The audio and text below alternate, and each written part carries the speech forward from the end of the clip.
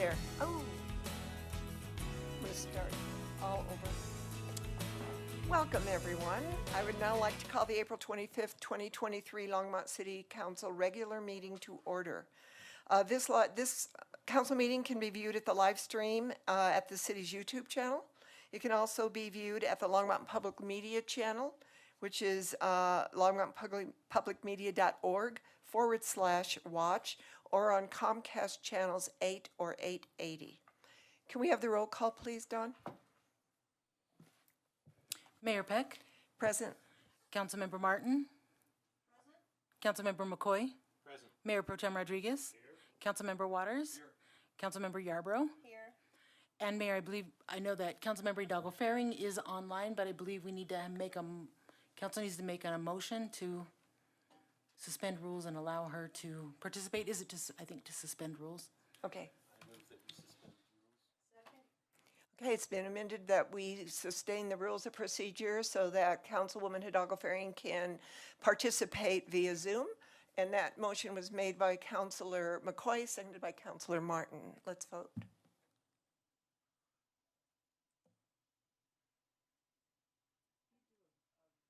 Can we do a voice? Everybody in favor? Aye. Aye. All those opposed?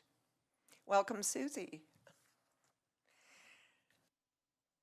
Let's stand for the pledge.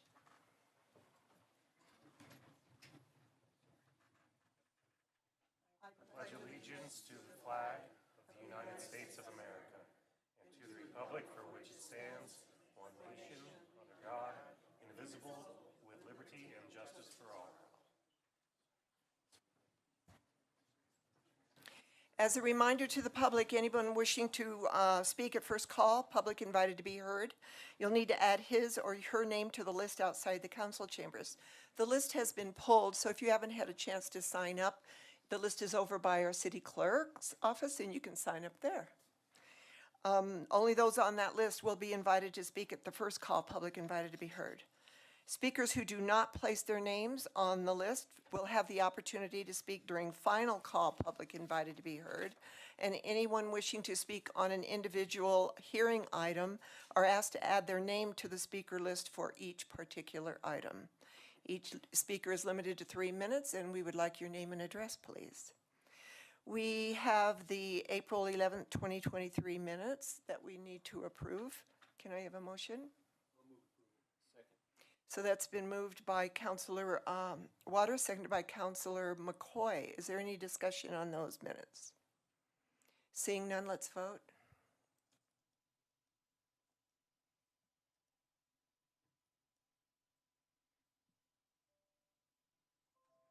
And that carries unanimously.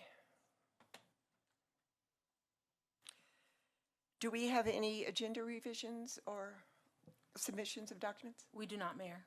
Do any of the councilors have motions to direct the city manager to add agenda items to future agendas?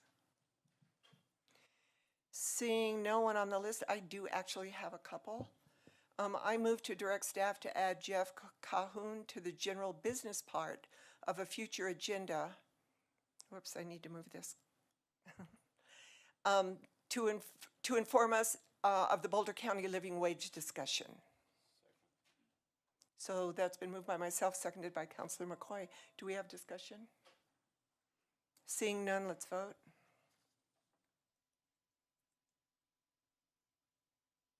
That carries unanimously, and I do have one more motion. I move to direct staff to put on the next regular city council meeting, section 2.04.207, and other sections in disclosures and reporting of the Longmont Fair Campaign Finance Practice Act to discuss removing the language of a P.O. box as an address. Second. So that's been moved by myself, seconded by Councilor McCoy. Do we have any discussion? Seeing none, let's vote.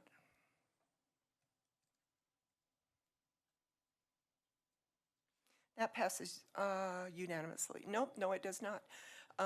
That passes with Councilor Martin in opposition. So we now have the city manager's report.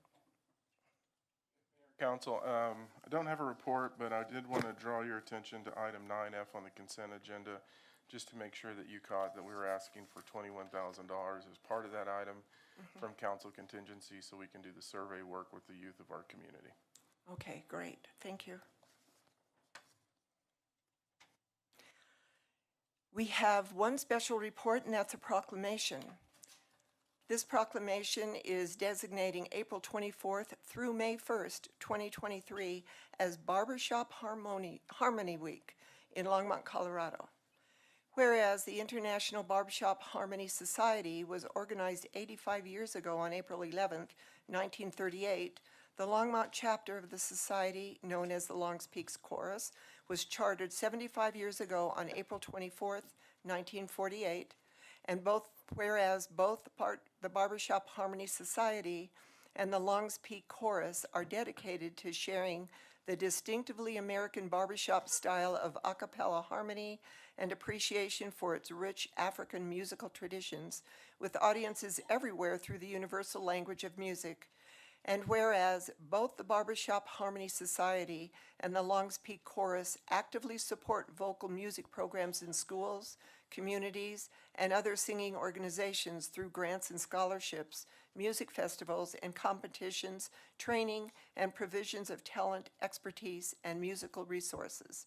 And whereas the Longs Peak Chorus has a proud tradition of performing in Longmont and throughout northern Colorado, has demonstrated musical quality and performance excellence, has enriched the culture of the community with annual shows, holiday performances, corporate and civic events, outreach to underserved groups, and singing Valentines, and whereas singing in harmony has clear benefits for personal health and well-being, for building healthy communities and reducing barriers across diverse cultures, for engaging youth in healthy cross-generational activities that foster positive self-identities, and for embracing all singers regardless of age, background, race, gender, spiritual belief, or political opinion.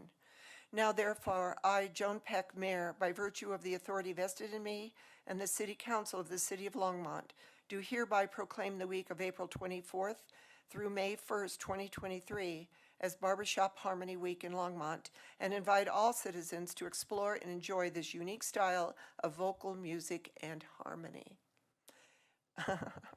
With this barbershop quartet, please, do you have anything that you would like to state?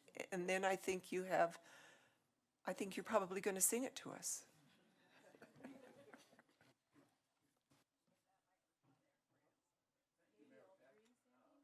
Ron? Okay. Thank you, Mayor Peck. My name is David Waddell. I'm here tonight representing the Longs Peak Chorus, and with me is my quartet, naturally aged. So on behalf of the Longmont chapter and Longs Peak Chorus, we want to thank you, Mayor Peck. We're very proud and honored to accept the proclamation. But now I'd like to introduce the quartet.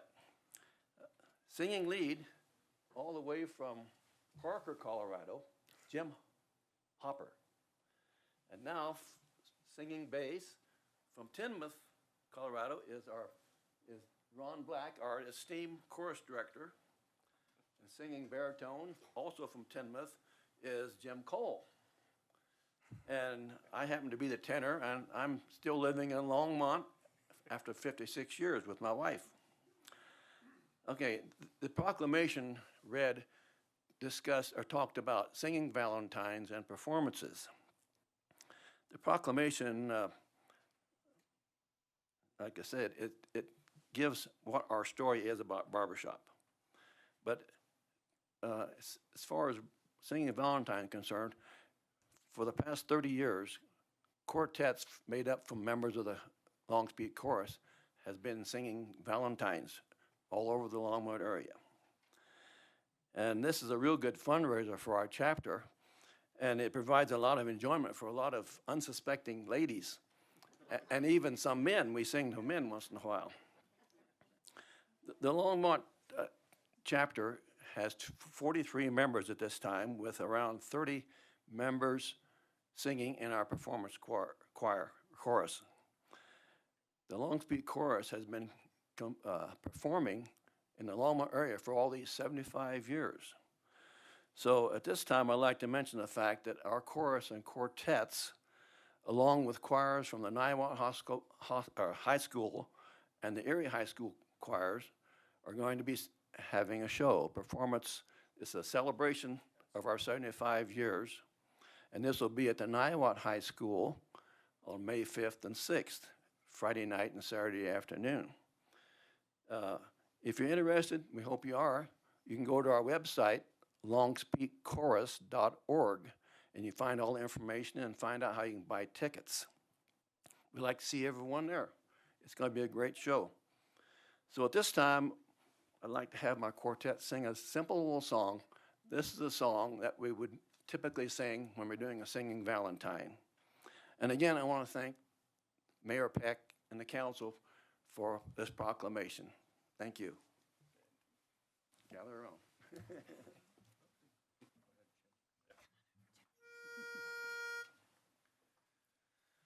Let me call you sweetheart, I'm in love with you.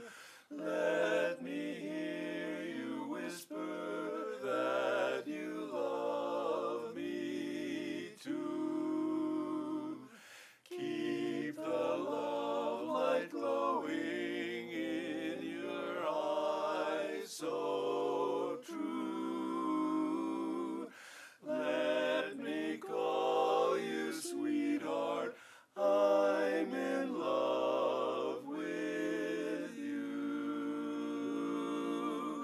Let me call you sweetheart, I'm in love with you. I'm in love with you.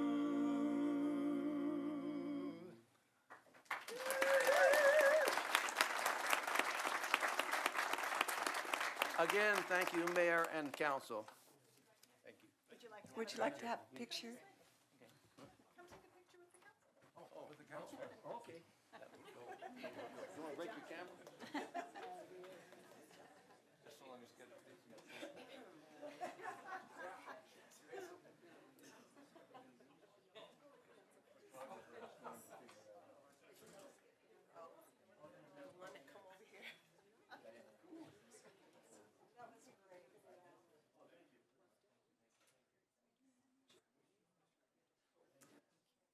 If I can get you all to moving a little bit closer together. Wonderful. All right. 1, 2, 3. Thank you.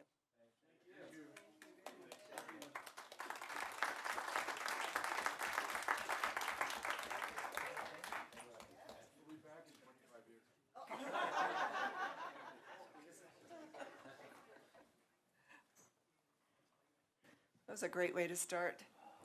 So our next one is the presentation on adoption of a Vision Zero program, and I would like to invite Jim Angstead and Phil Greenwald to present this item.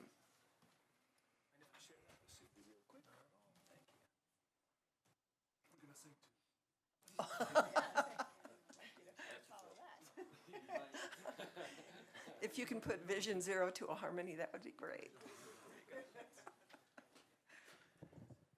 Yeah, following those guys is not going to be easy. Good evening, Mayor Peck, City Council members. I'm Jim Angstadt, Director of Engineering Services. With me is Phil Greenwald, Transportation Planner, Manager.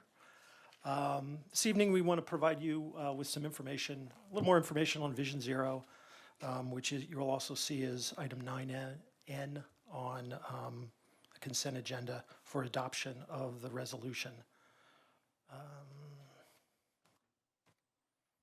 Okay.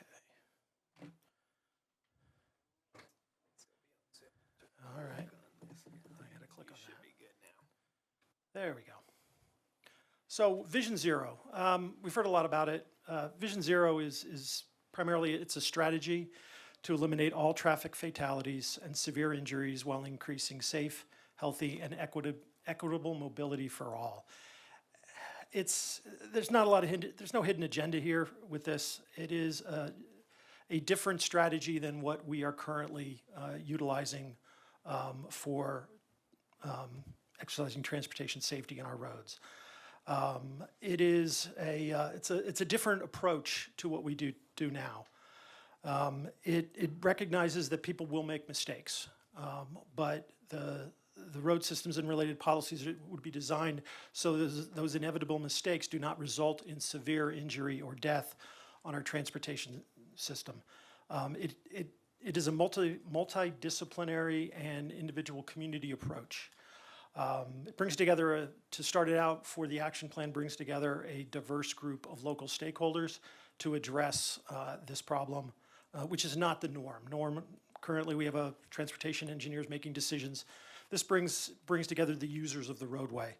Those stakeholders will include City Council, our Transportation Advisory Board, Public Safety, Public Works, Community and Neighborhood Resources, Planning, school districts, our communications team, neighborhood groups, and residents.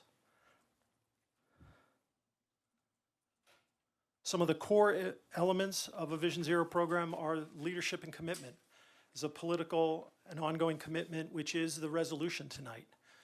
That starts off how we go down this road for Vision Zero. Multidisciplinary leadership and authentic engagement, that would be the task force that we need to create to start the action plan. That action plan is the strategic planning that's going to give us the guidelines for how we're going to take this program on. The action plan then leads to project delivery, which is the implementation of that action plan down the road. Part of the elements are also data-driven approach, transparency, and accountability. It's an equity-focused analysis for some of the programs. It's a commitment for an equitable approach, prioritizing engagement and investments in traditionally underserved communities. It's a proactive systemic planning. It's a system-wide based approach to safety is used to identify and address top risk factors and mitigate potential crashes and crash severity. Responsive hotspot planning.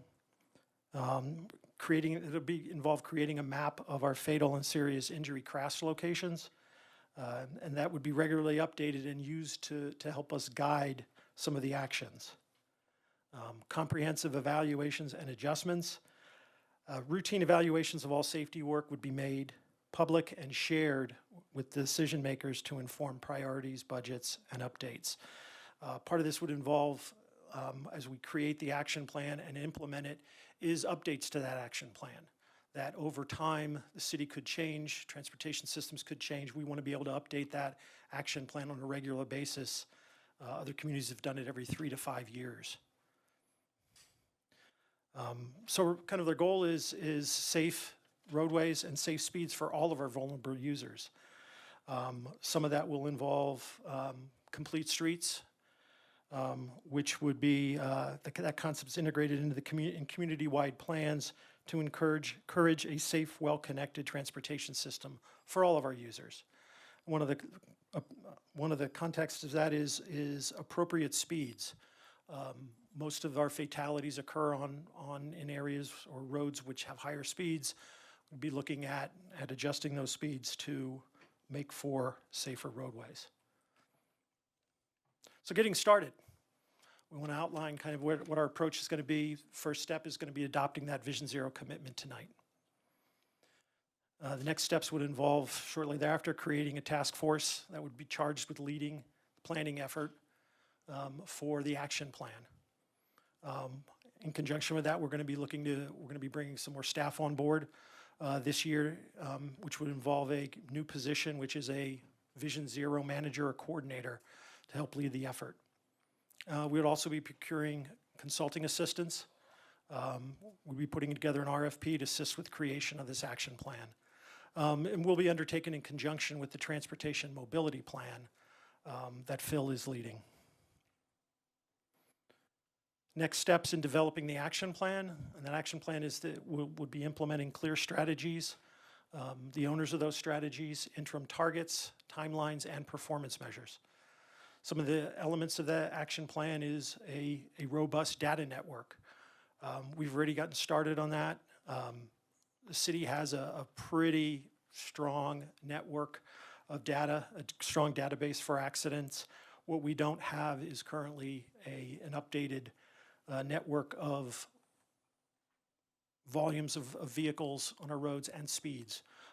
We do spot checks and collect data here and there, but the robust data network would be collecting it on a regular basis everywhere in the city. Part of the elements also are setting measurable goals with clear timelines for implementation. Accountability, transparency, prioritizing roadway design with safety over speed. Very often we look at trying to move cars and move them faster. We have to change that manner of that thinking, and push safety over speed. Again, focus on speed management, also educating everybody on strategies that we're doing in a transparent manner. And then enforcement is equitable.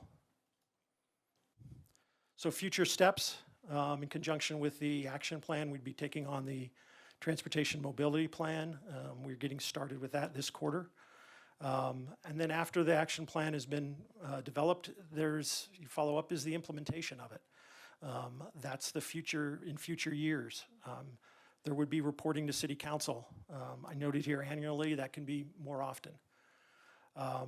We have one of the other conditions in this is as we are taking on other projects in our capital improvement program, we're going to be doing evaluations to ensure that components of the action plan from Vision Zero are included in those CIP projects. Some closing thoughts. Vision Zero action plan is specific to a local community. What is done in other cities may not be appropriate for ours, and it is a different way of approaching safety. So successfully incorporating Vision Zero will include expenditures in traffic safety and infrastructure. We are currently beginning the budget process for 2024. We have programmed in or will be programming in dollars for Vision Zero for some of the improvements we would need to take on in 2024, and then dollars as well each year in our 5-year budget. It's going to require resources in program coordination and education. We'd also be looking as part of the budget to ask for additional FTEs to help us support the program. It also, one of the things, this is going to take time. So we ask for patience in the results. So all modes, I noted all modes must be safe, comfortable, and reliable. And that's the purpose of the upcoming transportation mobility plan as well. With that concludes the presentation. Thank you, Jim. Do we have any questions from council? I have one. When you talk about the task force, Jim, is there a process for anyone who wants to serve on that task force? Or is it possible or even feasible for the Transportation Advisory Board to be the task force? I think when we look at the Vision Zero program and the network we read, it is I think the TAB could lead that effort, but I don't think you want them to be the exclusive task force. I think you're going to want representatives from all around the community. Great. I think how we get to the task force, what I visualized is similar to the Climate Emergency Task Force, is that we put a call out for volunteers to help us out. We ask certain members of the community to be a part of that. So that's kind of, I think, how we're going to approach it. Great, thank you. Seeing no other questions, thank you very much for the presentation. Thank you all.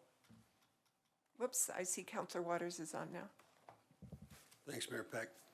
Jim, when we had the first kind of glimpse of Vision Zero when we were in the conference room a number of months ago, I had some questions then.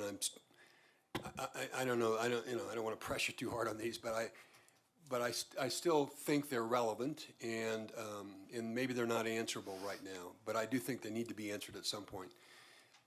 When you talk about accountability, I still wonder what does that look like in this context, and who is accountable and for what? So I think as you craft that action plan would detail that of certain objectives you have in the plan, you would assign a champion for those who would be accountable for those items. So as we create that plan, I think you have to assign we're going to be assigning, who's responsible for certain parts of the plan. And that would be the accountability piece, as well as coming back to council with annual reporting of success or recommendations to move the plan forward. That sounds like a delegation for implementation, which makes sense. I'm not certain where that takes me in terms of accountability. And, maybe it's not answerable tonight. And I probably won't be sitting as a member of the council that deals with this, but I hope somebody pushes hard on how will accountability here be any different than how accountability has looked in other parts of the city? Because I don't think we're consistent or even across the city. I'm looking at Harold now, but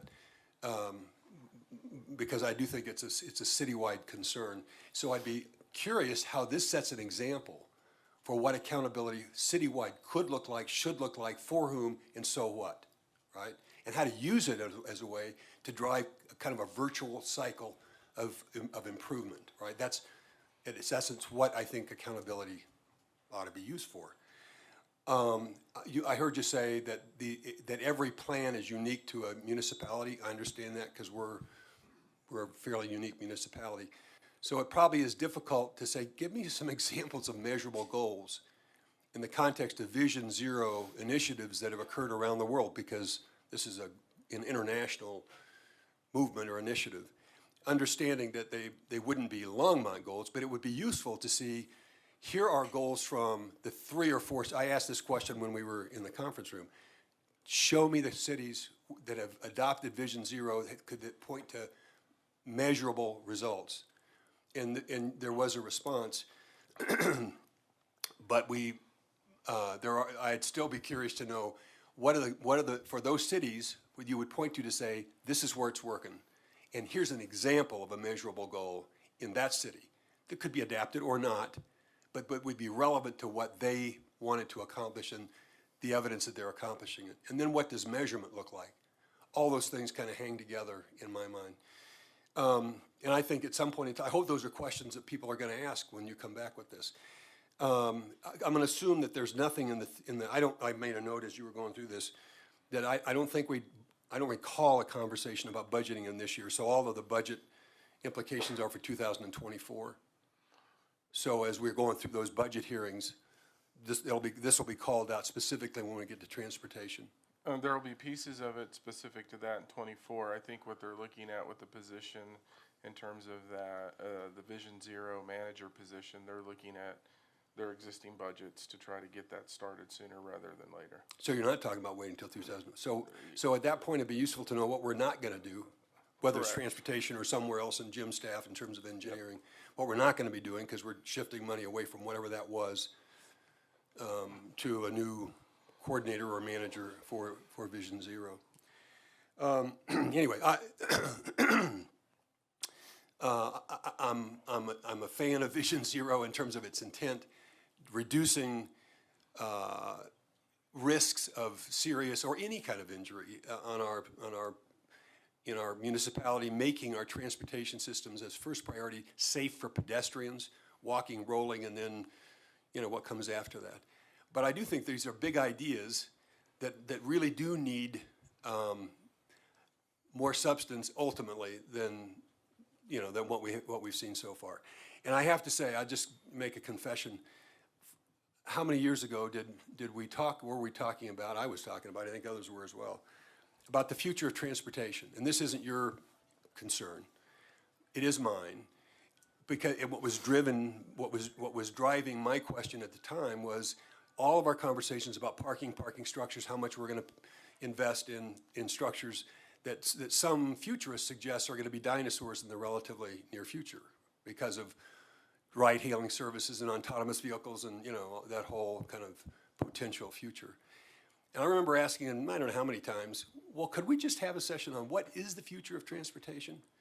What should we all be anticipating in the year 2030 or beyond, as we're now going to put money into parking structures?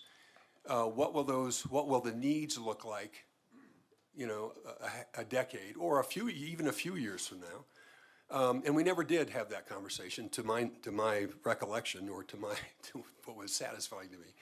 I still think it's a relevant question, not just about parking, but what does transportation, larger scale, at least at a municipal level, look like in benchmarking in 2028 or 2030 or 2035, or to the end of Envision Longmont. I just think council members are going to make more informed decisions if we knew that, as we're talking about Vision Zero and whatever the financial implications are. I think that's a piece of it that we never got to. We've asked for it. I think we were budgeted for it last year, never got to that conversation. And I think that would have been real helpful when we're talking about Vision Zero in the context of that, a longer-term vision for what's coming. So you're off the hook. Those are just my comments. Thank you. Thank you, Jim. So we're now at the first call, public invited to be heard. And I'd like to remind the people that are on the list that we would like your name and address, and you have 3 minutes. The first person is Georgette Johnston. Good evening, and Georgetta Johnston, 320 Homestead Parkway, Longmont, Colorado. And Mayor and all the councilmen, thank you for listening to me.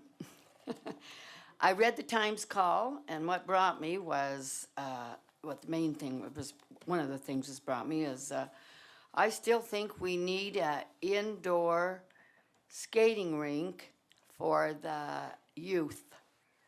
And so I just want to bring that up because I know you were given some money, and I think that's a good thing. I don't think we should have to go out of town like we do. That's one thing I want to put in that I think we need to do. And then I'm still talking about the streets and the roads, why they're not getting taken care of better. I want a good city. That's why I come to talk, because I've lived here for many, many years. Also, the buffet restaurants, I feel like we need buffet restaurants. And then also, I feel like we need better department clothing stores, because otherwise our business is going out of town. So I feel like I live here. I want a good city of Longmont, so I'm bringing suggestions to everybody because I feel like we all work together. And I thank you for doing a wonderful job, because you do. And I want to read something funny. You can't see haters when you have love glasses on. That's kind of a cute thing to say, but thank you for listening to me. And we do need that. And I hope a bunch of you are hearing some way, somehow, because that would really be good. It would be something for the youth, the older, the young, and all ages. So, Lord bless you. Keep doing a wonderful job. Thank you for listening to me. And thank you very much. Thank you, Georgetta. Scott Cook.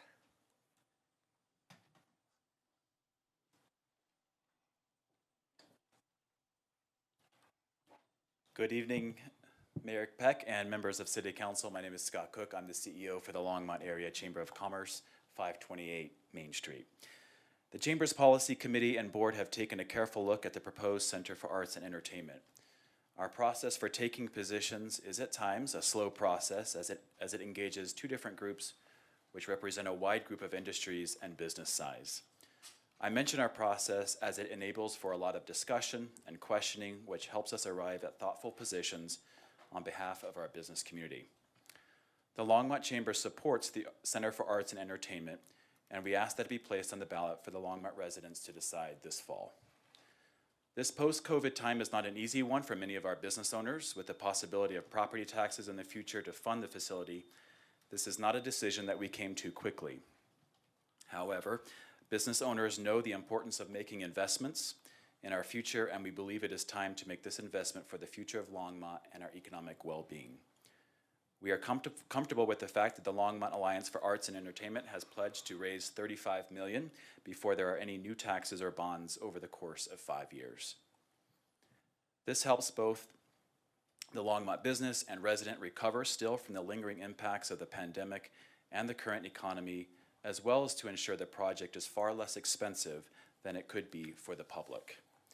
Again, the Longmont Chamber supports having the Center for Arts and Entertainment on the ballot later this year. Thank you. Thank you, Scott.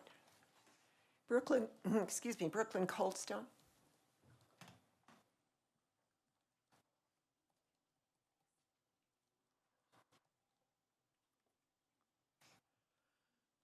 Hello, Council. My name is Brooklyn Goldstone. I reside at 1107B Mountain Drive, and I attend Silver Creek High School.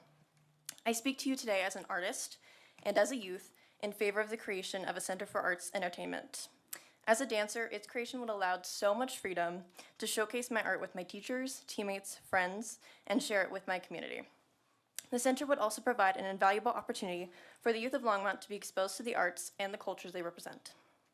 As a member and future vice president of the Longmont Youth Council, it is my duty to provide the youth of this community with enriching and life-enhancing experiences. The center will serve as a hub for creative minds and enable them to explore their creativity in various forms like music, dance, theater, and visual arts. Moreover, it will foster a sense of community and connection among the youth who share their passion for the arts. I believe this is a crucial step toward investing in our future of our community and providing our youth with the resources they need to succeed. On the other side of the spectrum, it would provide all citizens of Longmont with the ability to watch and experience the various arts that our community has to offer. Please vote to put the Longmont Center for Arts and Entertainment on the ballot. I appreciate your time and consideration. Thank you. Thank you, Brooklyn. Francisco Borja.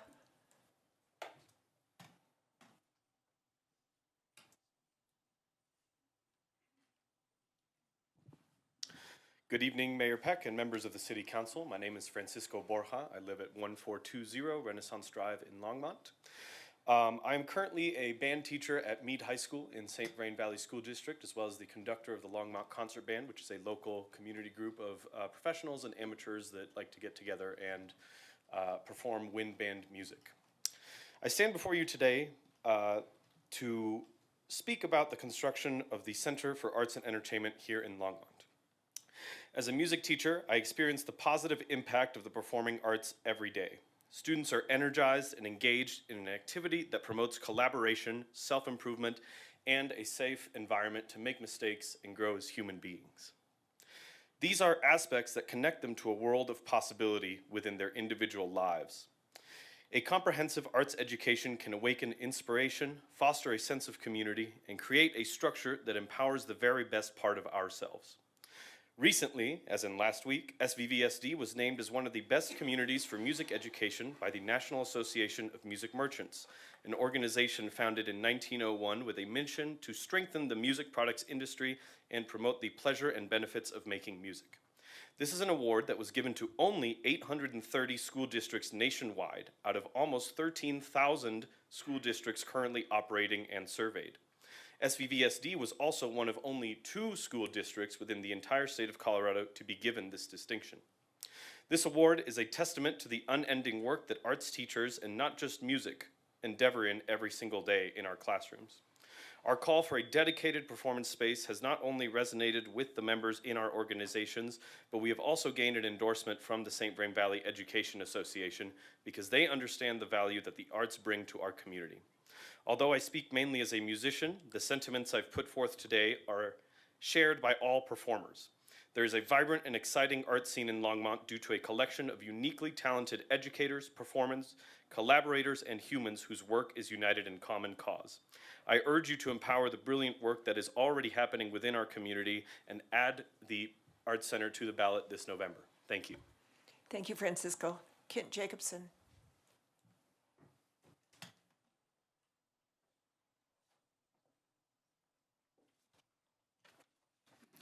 Mayor Peck, council members, my name is Kent Jacobson. I live at 1438 Onyx Circle in Longmont, and I'm here on behalf of the Friends of the Longmont Museum. With all the discussion about performing arts, we're proud of where we want that to happen for sure, but we don't want to lose sight of the fact that the museum is a cultural community center and needs the continued support of the city and the citizens of the city of Longmont. It ranges from childhood education to field trips, to cultural endeavors at the Stewart Auditorium, and I do want to thank the Stewart Family Foundation indeed for the recent donation of $1 million to the museum. The reason I'm here is because the museum is about to embark on a major capital campaign, and we would like the full support of the city and all the citizens within it. Thank you. Thank you, Kent. Lidwina Clements?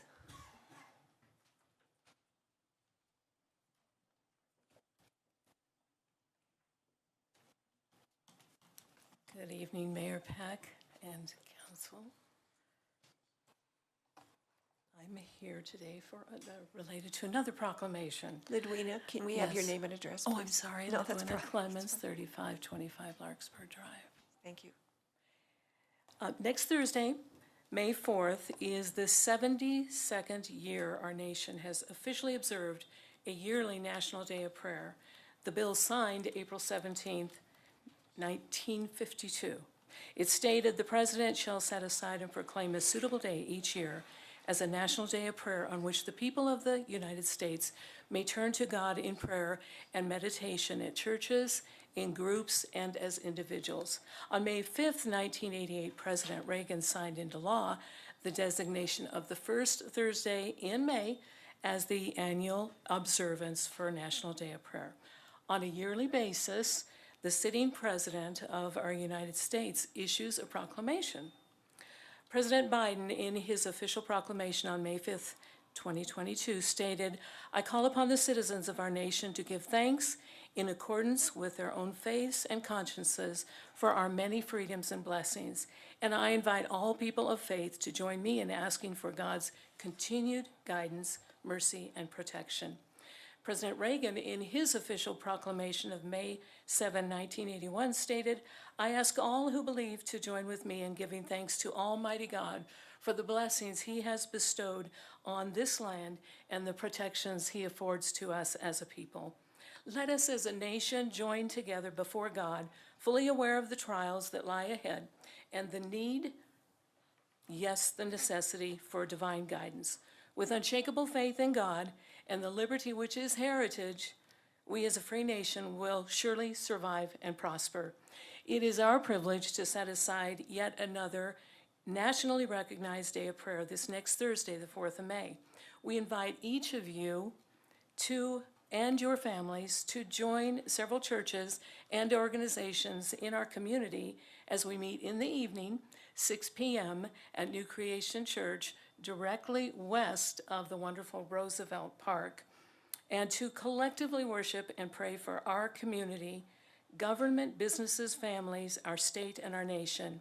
I have an invite for each of you, which includes the 2023 prayer guide for the nonpartisan presidential prayer team, and we look forward to seeing you next Thursday evening. So I do have a copy. Thank you. I do have a copy for each of the council members. Lidwina, if you want to give it to our city clerk at the end. Thank you so much. Thank you. Susan Alling?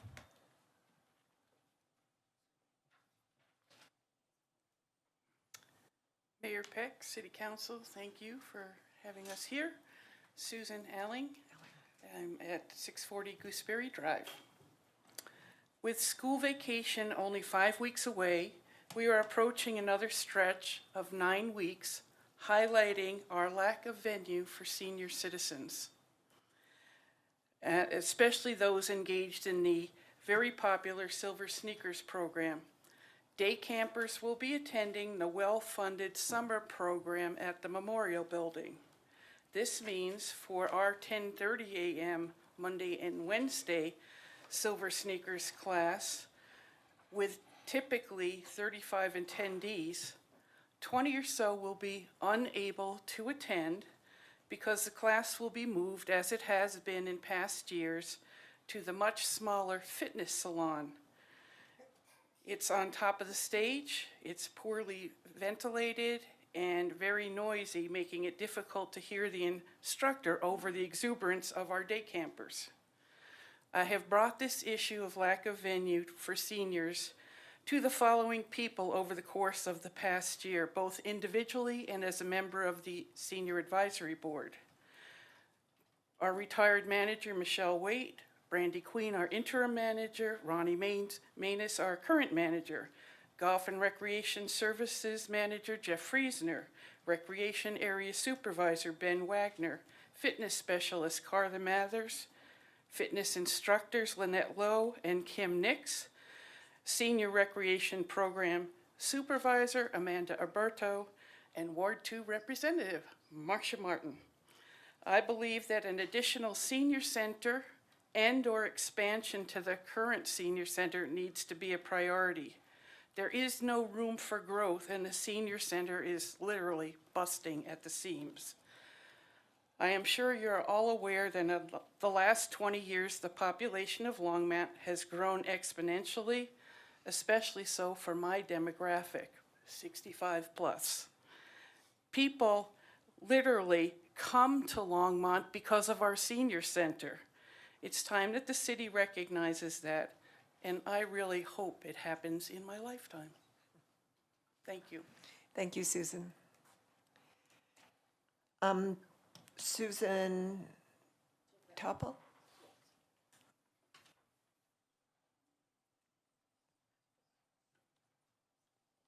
Mayor and council, I want to thank you. I've only been here 8 years, and you have the best senior place for me to go. They solve so many problems. I've seen others with problems, mental, emotional. They meet and make friends. I've been to the one in Boulder when I first got here, and then I went to the one in Lafayette. You're terrific. They come. I met someone from Louisville who was coming to ours. You have a great place. It is crowded, and I was told, Susan told me, that you cannot build where it is located now because of something with the soil underneath.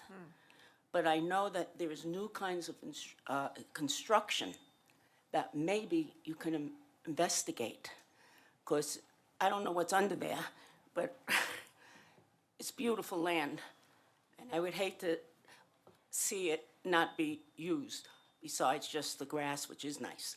But there was one, oh, and the reason I would like it there, I mean, this is gonna be after I'm dead, so this is for the future seniors. If you can build there, because it's located in the center. There are seniors on the east, there are seniors on the west, and it's perfect for them, those who can live near Main Street and they can get to. If you move it to where the Silver Creek is, you know, that big field over there by Altona, it'll be difficult to get to many of those seniors. That's mainly great for the youngsters. That's a more of a rich neighborhood, and they'll be happy to go there. But please investigate the ground by the senior center and expand there. Appreciate it. Thank you. Thank you, Susan. Lily Hart?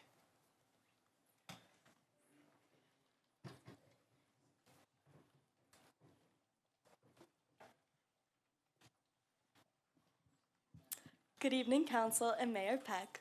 I would like to take a brief moment to introduce the rest of my group. We're here on behalf of the Silver Creek Leadership Academy at Silver Creek High School, which is located at 4901 Nelson Road. We're here to discuss our capstone projects with you. During the year of 2021, the Children's Hospital of Colorado declared youth mental health a statewide emergency. I am here tonight to talk with you all about my capstone project, Let's Talk Feelings. Throughout this past year, I have worked alongside the counseling department at Eagle Crest Elementary School with Angela Kerbel as my mentor to rebuild their social emotional learning curriculum for their 5th grade students. Social emotional learning is teaching kids to build self-awareness, self-control, and other vital interpersonal skills. Since August, I have covered topics such as thought diffusion, anxiety management skills, breathing exercises and meditations, anger management skills, and effective versus ineffective communication styles. Every lesson I have taught has had one underlying message: all emotions are valid. I aim to teach the children at Eagle Crest that no emotion is good or bad, and that all emotions deserve to be expressed and to increase the empathy and vulnerability within each student. To foster an educational environment where their mental well-beings matter as much as their physical well-beings do. Next year, I plan to pursue a double major in psychology and early elementary education at the University of San Diego, and I will be a part of the Weber's Honors College to continue implementing my ideas into a classroom. Thank you. Good luck, Lily. Mia Hunt.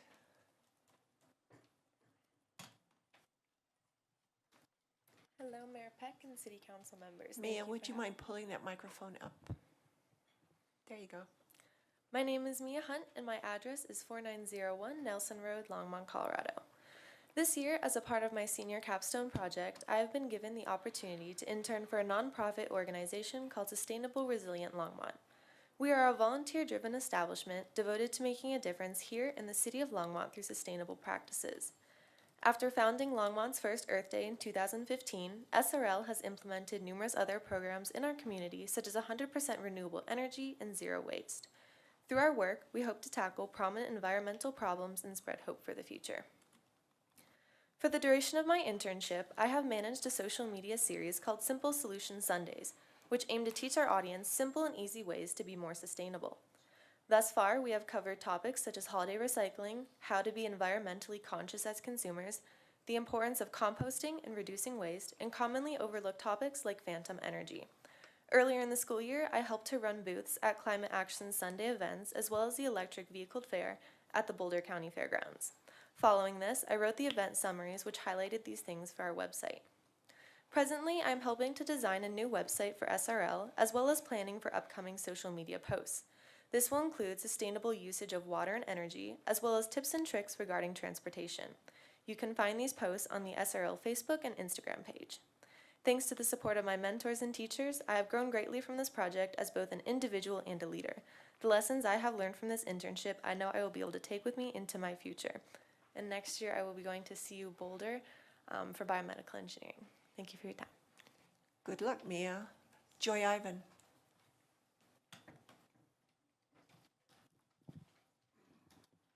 Good evening, City Council members. My name is Joy Ivan. My address is 4901 Nelson Road, Longmont, Colorado. And for my capstone project, Care and Comfort, I am interning with the Together Project, a nonprofit organization with a network of youth homeless shelters. Our goal is to end youth homelessness, and to do this, we create comfortable and safe environments, opportunities for employment, access to education, and have an all-around supportive community. For my internship, I have been delivering monthly meals to their shelters with the help of the community to collect and put together homemade meals. I have been delivering these meals to the Chase House in South Boulder. My mentors for this project have been Brianna Byrd and Megan Bruce. I am very grateful for their support and help to get my capstone started, as well as everyone else who have helped me put together the meals. In the future, the fall of 2023, I plan to go to CU Boulder for biology and join their IFI program, which is their integrated physiology. I have gotten immense support and positive feedback from my parents and other high school students about this project, and it has helped me grow as a person and helped me become more prepared to organize and run events. I've enjoyed working with Together, and I'd like to take this opportunity to thank everyone for learning about my senior capstone project. Thank you. Thank you, Joy. Liliana Perez.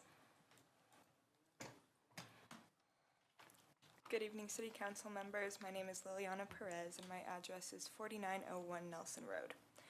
My capstone project is an internship with From Nest to Wings, which is a nonprofit organization that provides information about college applications to first-generation college students. I myself am also a first-generation college student, which is why I chose to work with them. The application process has been difficult to navigate for me, so this seemed like the perfect fit. After meeting with my mentors, we agreed I would write a column in their monthly newsletter. The column would highlight my personal experience with the college application process. Because I am a first-gen college student, taking a gap year and exclusively applying to international universities, there has been a never-ending list of potential topics I could write about for this. The newsletter comes out the first Sunday of every month, and my columns have been a part of it ever since September of 2022. I've written about a wide range of topics, including my experiences with the process, gap year opportunities, and deferred admission. For example, I learned that European universities have a very different application process than ours, typically don't offer deferred admission options, and oftentimes require entrance exams to get into their schools. Chatting with my counselor, emailing with college representatives, and doing extensive research has both helped me with my column and with preparing for college applications this coming fall. In summary, that is my capstone project. Thank you for your time. Thank you, Liliana. Kira Wilhelmi. Good evening, City Council members. My name is Kira Wilhelmi and my address is 4901 Nelson Road, Longmont, Colorado. I partnered with the organization Dude Be Nice for my capstone project. This organization inspires people to treat themselves and others with more kindness throughout day-to-day life. I wanted to create a positive atmosphere within my school and extend that into my local community. My goals for my project include the following: recognize people and organizations within the community who have made a positive contribution, provide ideas for random acts of kindness that can be done every day, and raise money for SCLA. Throughout the year, I have done various activities to recognize certain groups and people in the community, such as bringing treats to the office for our SRO and teachers, making Valentines for the children at the Children's Hospital, creating a positive message board for the students in our hallways, and organizing a pickleball tournament with my mentor to fundraise for SCLA, where we raised about $500 total. My mentor, Stacy Stallings, is a retired Longmont police officer and was a former school resource officer at Silver Creek High School. During her time at Silver Creek as the SRO, Stacy taught Student Police Academy and restorative justice practices. She became involved in the Leadership Academy as a mentor to seniors as they develop and complete their capstone projects. Stallings has been a big help throughout the year with my project, and I am grateful for all I have learned in the class and through my experiences with my project. Thank you. Thank you, Kira. Grace Maroney.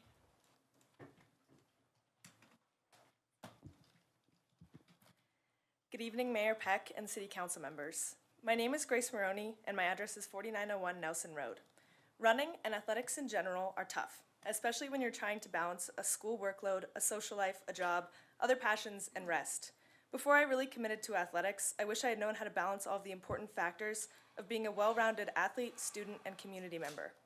Although I'm grateful for the mistakes I've made through athletics, for giving me the opportunity to learn, I want to help alleviate some of the simple problems I faced so that other young athletes don't have to go through the same experiences. My capstone project, Kids on the Run, aims to teach the 100 Mile Club members of Eagle Crest Elementary School lessons that will be applicable to their future athletic careers, and hopefully show them that running is a great sport to pursue. In addition to 100 Mile Club's before-school running sessions, I plan and host monthly meetings. Each meeting, we play games that focus on different aspects of athletics, such as teamwork, leadership, communication, rest, confidence, and a lot of other things. Then we talk about how these factors are important to athletics and to our entire lives. We usually end with some time to run and talk about the lesson. Since our community is very active, I hope to teach the young athletes about things that would have been helpful for me to know before I got really invested in running. My mentors are both Eagle Crest Elementary School teachers and active members of the Longmont community. I've been extremely lucky to have their support and guidance throughout my project. They always remind me how spectacular our district's teachers are. It's been a really rewarding experience, giving me the opportunity to form great connections with my mentors and the kids I work with. And besides, you always have fun when you're running. Post-graduation, I will attend the University of Utah to study nursing and run Division I cross country and track. Thank you. Thank you, Grace. Jules Wanderer? No, Jules isn't here. Let's go to Ming Liu.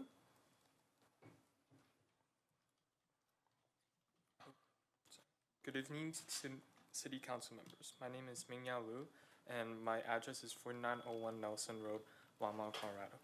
My SCLA project revolves being an intern at the Longmont Chamber of Commerce, a nonprofit organization that works and provides services to the local businesses around the Longmont area. Recently, there was a survey sent out to local businesses, and working with my mentor, Scott Cook, who spoke to you earlier, I helped with researching, creating an outline, and taking notes for focus groups and more. My goal mainly with this internship is to help and learn as much as I can from each interaction I have with local business leaders, such as people like Stacy Cornet, the owner of Communication Concepts, and Forrest Brewer, who is a board member of the Longmont Chamber of Commerce. Next year, I am pursuing a finance degree at the Leeds School of Business at CU Boulder. Thank you. Thank you, Lou. Ming. And Mel, is there a Mel here? I didn't get your last name, I'm sorry. I'll say it again though. Okay. Hello, City Council members. I'm Mel Campy. My address is 4901 Nelson Road, and I am the creator of Fusing the Gender Gap, a capstone project with Silver Creek High School. And I've been welding for about 2 years now. Did you know that in 2020, only 3.8% of welders were women? Which is bizarre considering that welding is a trade that requires only trade school before entering the workforce. The first time I personally walked into a welding shop, I noticed a serious lack of diversity. There were no women or non-traditional people in the room, and it felt very isolating. This experience is what inspired me to create my capstone project, Fusing the Gender Gap. The goal of this project is to change the lack of diversity in the welding field. This project is a series of classes with the purpose of encouraging women and other non-traditional students to explore welding as a career and to take the welding classes that the Career Elevation Technology Center has to offer. With these classes, I hope to ignite not only a love for welding, but to give the students the confidence so that they can explore more activities outside of the gender norms. My project has already successfully run a 4-day welding class in November at the Career Elevation Technology Center, with around 15 students participating in the 8th and 9th grade, and 6 people participating as mentors for the class, all of which were women or non-binary individuals currently taking welding classes at the CETC. In this class, the other mentors and I taught these students how to weld basic joints and use several different types of equipment that we have within the welding shop. We made boxes, flowers, houses, and each student was able to leave this class with a small project that they had created themselves with a little bit of help from the mentors. When the classes were over, multiple of the students came up to me, thrilled that they were able to get this opportunity and asking how they could continue welding. One even told me that they were excited to finally be able to weld with their father, and ultimately making this class a success in my mind, much to the thanks of my mentor, Bill Anthony, who is a welding teacher at the CETC and is unfortunately retiring this year. I have completed another smaller class recently where we had about 9 people participating and even more mentors than before. My goal to reach more people and share my love of the craft to as many people as possible has been a success, and I'm excited to see how the welding program at the CETC evolves, and maybe these classes truly did help manufacture a better future for the welding industry. Thank you for your time. Thank you, Mel, and thank you to Silver Creek students, and good luck. The next one on our list is Mark Springfield.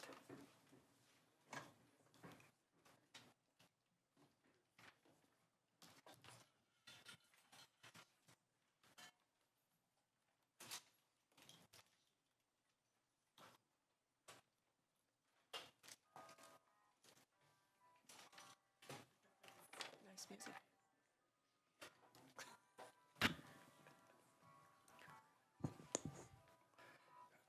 Mayor, Council, Mark Springfield, 2009 Calico Court.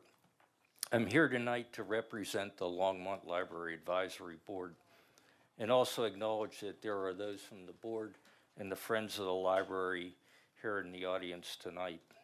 My purpose is to make you aware of the discussions which occurred at our last meeting. A strong public library is essential to an equitable community. On April 17th, the Longmont Library Advisory Board unanimously approved the following. We support the inclusion of a ballot measure for a library branch on the November 2023 ballot. We are in agreement that the survey results show opportunity and support for the library, especially as an initiative that approached the 60% threshold of support deemed important. As well, we do not foresee organized opposition to this measure. We believe that as a community of nearly 100,000, Longmont requires a sustainably funded library.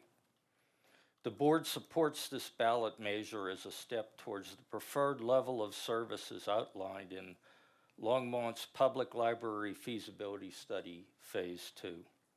Over the last several years, the advisory board has unanimously supported options that would improve additional funding for the library, including both a general fund ballot initiative and an initiative for the formulation of a library district.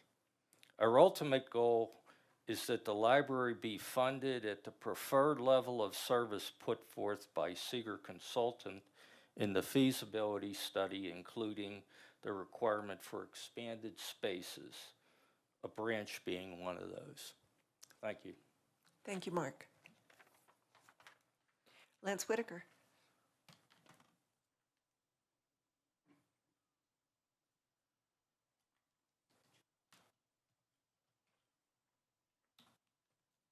Mayor and Council, my name is Lance Whitaker. I live at 1750 Collier Street.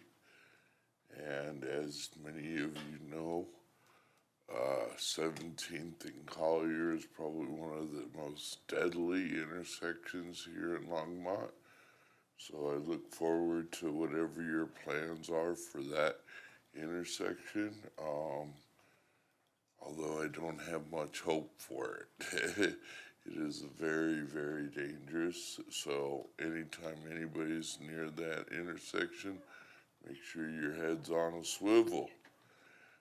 Today is National Zucchini Bread Day, so enjoy your zucchini bread. It's also National Telephone Day and National Library Week.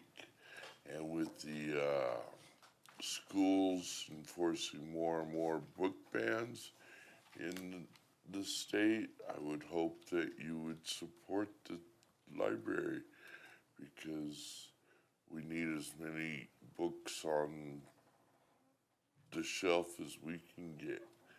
Thank you, Mayor and Council, for your time. Thank you, Lance. Elliot Moore.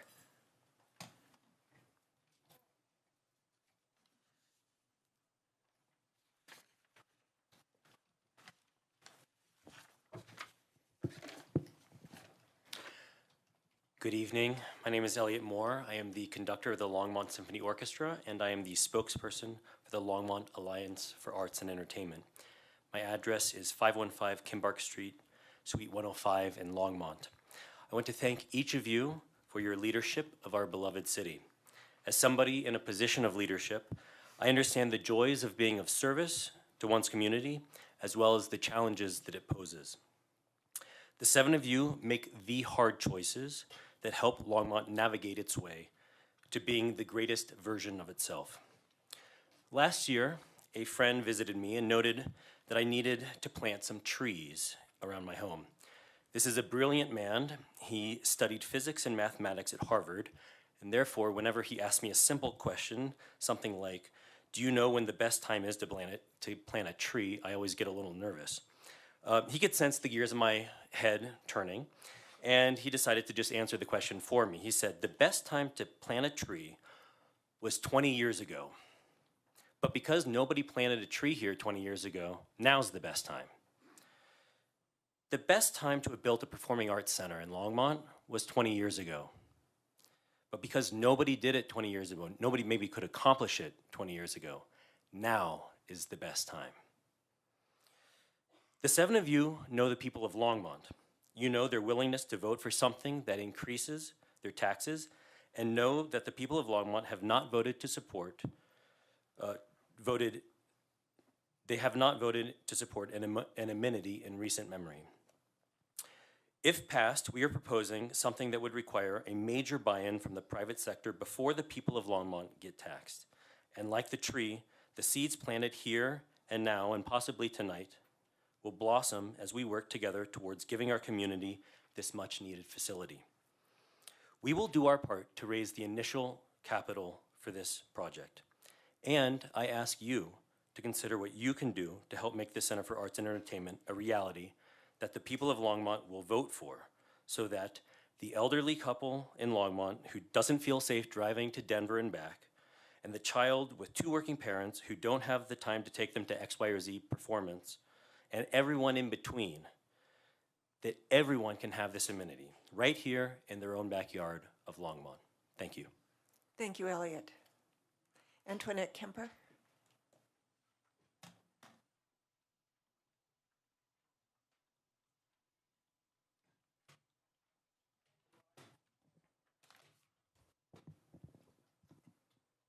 Good evening. I'm Antoinette Kemper, 5th Avenue, and I still oppose Longmont officially adopting Vision Zero. No one will argue against seeking ways to prevent traffic-related fatalities, but while Vision Zero is supposed to be about saving lives, it's pretty obvious when reviewing the supporting documentation on the Vision Zero Network website that this program promotes the discriminatory equity and anti-law enforcement defund the police rhetoric. Law enforcement is a key component to any effort to stop traffic-related fatalities, yet Vision Zero seeks to restrict how police do their jobs based on alleged racism in law enforcement. It would essentially tie the hands of law enforcement, similar to the proposed House Bill 23-1169, which this council opposes. Further, if there's federal funding available for implementing traffic safety measures, it should be available without conditions, such as having to officially claim allegiance to some government-endorsed nonprofit. If saving lives is the objective, funding should be awarded based on the merits of cities' proposed plans, period. The initiatives and concepts briefed earlier can be implemented without officially committing to Vision Zero. Why should we surrender local authority and become beholden to the objectives of an unelected nonprofit organization? The people of Longmont know what's best for Longmont. I 100% support instituting measures to stop traffic-related fatalities, but I adamantly oppose adopting Vision Zero. As I stated in my comments to council a couple of weeks ago, the purpose of Vision Zero is supposed to be saving lives. Planting the seeds of racial tension and division does not save lives. Labeling our police as racist does not save lives. Limiting the ability of law enforcement to do their job and protect this community does not save lives. Vision Zero is wrong for Longmont. Thank you. Thank you, Antoinette. Mags Leach.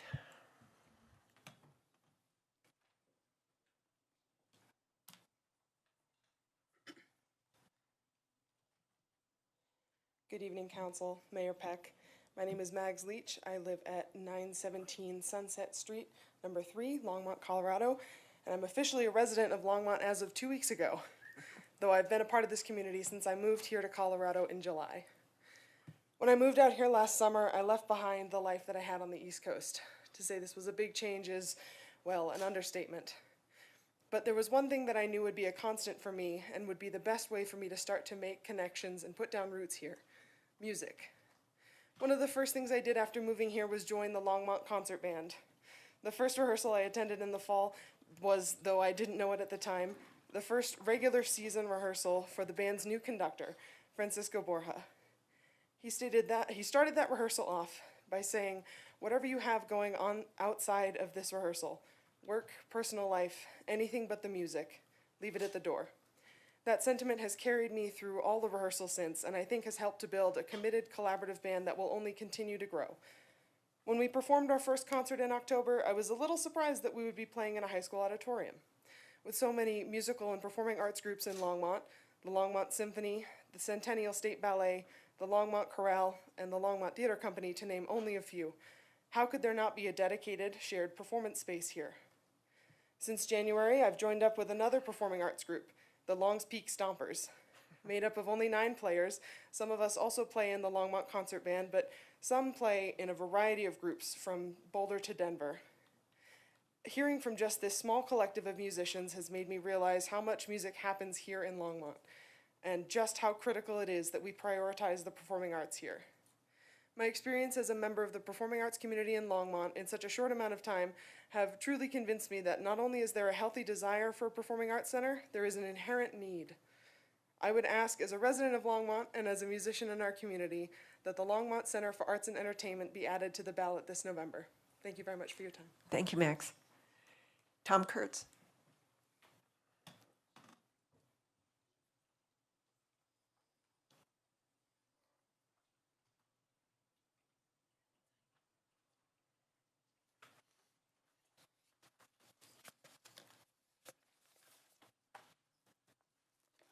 I'm Tom Kurtz. I've been a resident of Longmont for a little over 7 years now. I live at 1821 Signature Circle on the east side, northeast side of Longmont. I'm a retired hospital CEO of more than 40 years, and but I'm also a member of the Longmont Museum Advisory Board. But I'm speaking on behalf of myself as a resident of Longmont. Just a little information, as I'm sure many of us know, the museum's been around for a while, since 1936 in some form or other. Our mission statement is, I'm going to read it, is the Center for Culture in Northern Colorado, where people of all ages explore history, experience art, and discover new ideas through dynamic programs, exhibits, and events. We have a variety of programs that I became acquainted with as I became more familiar as a board member. We, besides our unbelievably comprehensive historical collection, we have a number of permanent and temporary exhibits, a variety of auditorium events such as lectures, concerts, film series, a number of children's programs, which I'm amazed how many that we do offer through summer camps, day camps, etc. We have concerts in the summer in our courtyard, and a first-class gift shop, and a very active fundraising department. And let's not forget our dedicated volunteer staff. Our master plan showed that because we're bursting at the seams many times, our total visitors are almost at 52,000 in 2022 at that particular location, of which over 55,000 were for our Discovery Day program with children, and over 8,000 at the auditorium. We're going to embark on our own $30 million capital campaign for the expansion of that museum. But as a member of the community, I'm asking the council to consider including us for our operating expenses as a result of the expansion in the November ballot that you're going to be considering soon. And, you know, we have such a shining star in Longmont with the museum, so let's keep it shining and make it even brighter for the future generations. But thank you for your consideration. Thank you, Tom. Kaylee Cordova.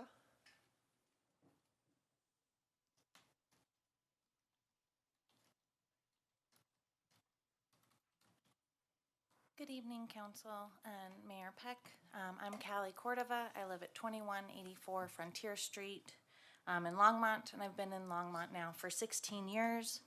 I'm also a member of the Museum Advisory Board, and I'm here to really implore you to keep the museum in mind. I think that this is something that it's really exciting, the capital campaign that the museum is funding for its expansion, but it is important for the City Council to know that this will include increased operational costs, and that the employees who work at the museum work so hard. I knew about Discovery Days before I was a member of the board because I have 2 young children, and this is one of the most accessible, but it's also one of the most high-quality arts programs that's available in this entire region. And right now it's really spearheaded by one woman who does so much work. And she has to turn people away because there is not enough room for every child who wants to make art to do so. And this is also happening with art and SIP classes in the evening for adults who want to make art. These are classes where wait lists get filled up right away. People who have the ability to sign up for a wait list, we know that that is not an accessible way to manage something. This is something that everyone in our community should have access to, and the museum's expansion can help make that happen.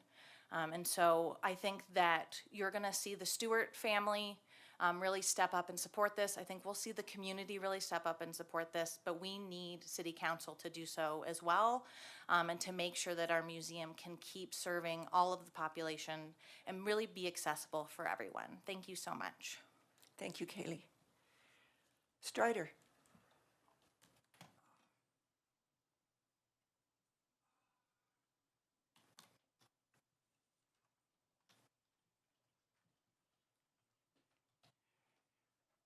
Thank you.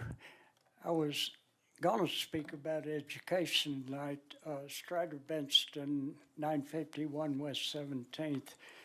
But today we lost my friend and mentor, one of the greatest men in American history, who gave us music and history and education and democracy. Harry Belafonte gave us 96 years. Could you pass that around? Thanks.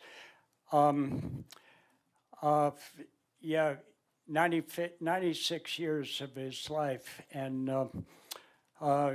quick come a tally man, tally me banana. Daylight come and me wanna go home.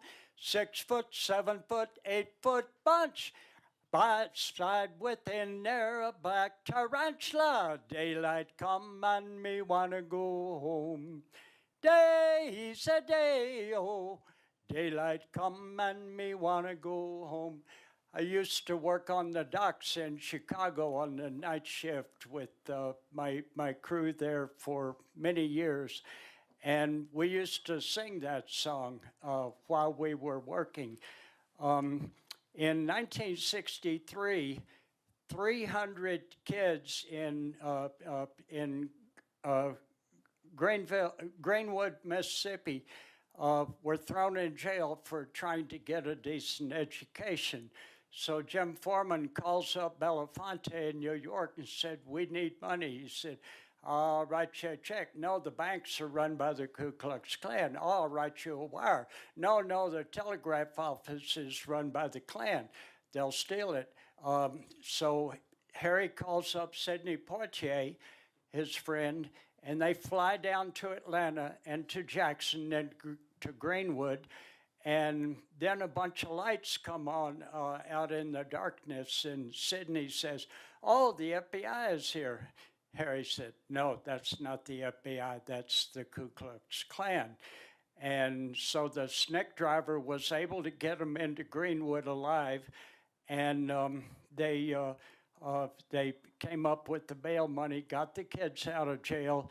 And can you figure what would happen in this country if the Ku Klux Klan, as they intended, would have killed Harry Belafonte, Sidney Poitier, and stolen $75,000 cash, which they needed to get the kids out of jail? Here we are, and we're facing the same thing again, the threat to destroy our democracy, our society, our history, our education. And let's honor Harry Belafonte. We lost him today after 96 years. Thank you. Thank you, Strider. Paige Lewis.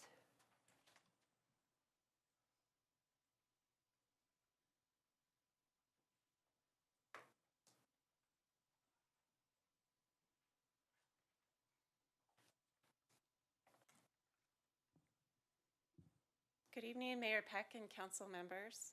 My name is Paige Lewis. I live at 805 Nelson Park Lane, and I'm here tonight in my capacity as chairperson of the Parks and Recreation Advisory Board. As you know, our board, also known as PRAB, is charged with advising city staff and city council on priorities, planning, management, and other topics related to the sustainability and care of our city's parks, open spaces, greenways, and recreation facilities. We do this based in large part on the conversations we have with community members, with our neighbors and others regarding their interests and concerns about these issues.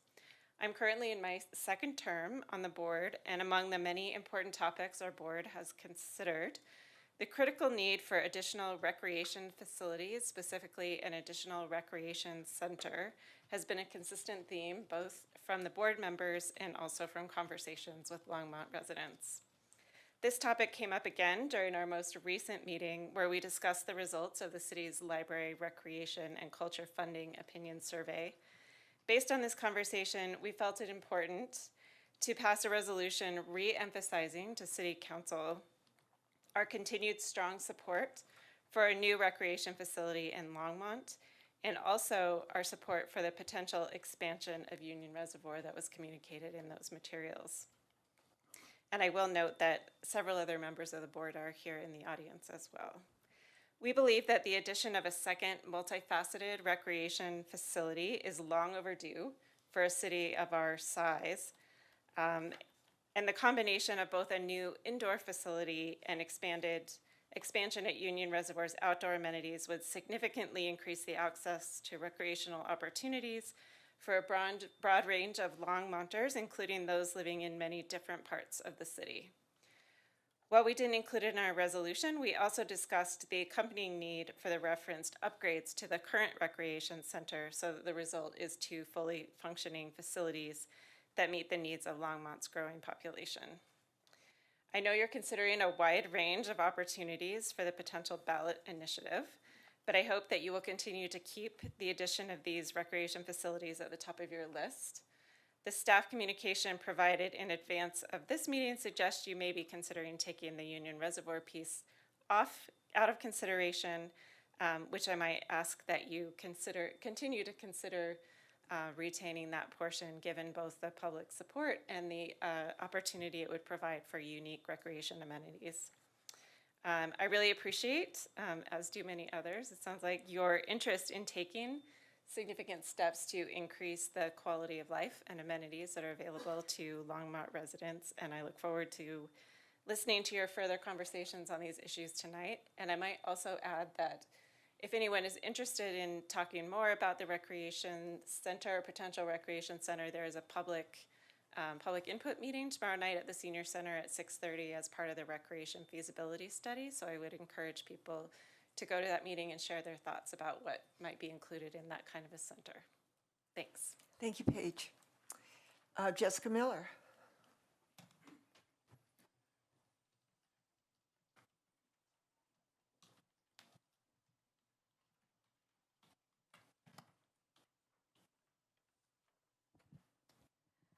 Good evening to all of you. Jessica Miller. I live at 1018 3rd Avenue here in Longmont. First, thank you for the opportunity to speak. I'm backing up getting a performing arts center built here in Longmont, and I am on the LAE committee for that. Doing this could open many doors in Longmont. In enjoyment, they're all tied to various avenues and performances such as orchestras, bands, theater, dancing, musical plays, comedy, opera, solo artists, many. The list goes on. Artists and various groups could have opportunities to perform, doing just that, performing, bringing joy to people here, people outside of Longmont who would like to come see as well. It would inspire others and plant seeds in others. And when I say planting seeds, I'm mainly thinking of kids. You know, that could plant seeds in a kid of things they would like to accomplish later in life, that they may already have an ability in, that they would know at that time. They'll see somebody up there on stage and just will go, wow, you know, I'd like to be like that. That happened to me when I was a kid, and I'm speaking for future children, current ones, opportunities that could come about. In addition, doing this would benefit numerous businesses in the city of Longmont with visitors who would attend the events that would happen. It does need to go on the ballot, though, this fall. And Longmont residents need to choose to take this step. A line that I came up with in the last week or so that kind of that does point towards what I'm trying to say tonight. And I'm saying this based on my personal experience as a musician. I've been active since I was 7, doing music, doing piano, doing French horn, singing, and in more recent years, writing some music as well. The numerous, countless keys I've found in the fields of music are what's kept me clicking in performance, enjoyment, writing, in various keys and on a steady track. Despite a disability I deal with too, it's kept me stable. The profound impact of music in a person's life, disabled or not, is limitless and priceless. And that can last throughout somebody's whole life. And it also will touch the hearts of other people all around them. And you think of famous artists now out there and how it might touch your heart listening to one of their pieces one night, you know. So planting seeds in Longmont residents could make a difference later. Thank you, Jessica. Korkut Onaran?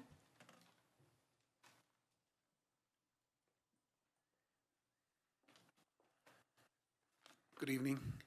Korkut Onaran, 800 Emery, Longmont, Colorado, 80501.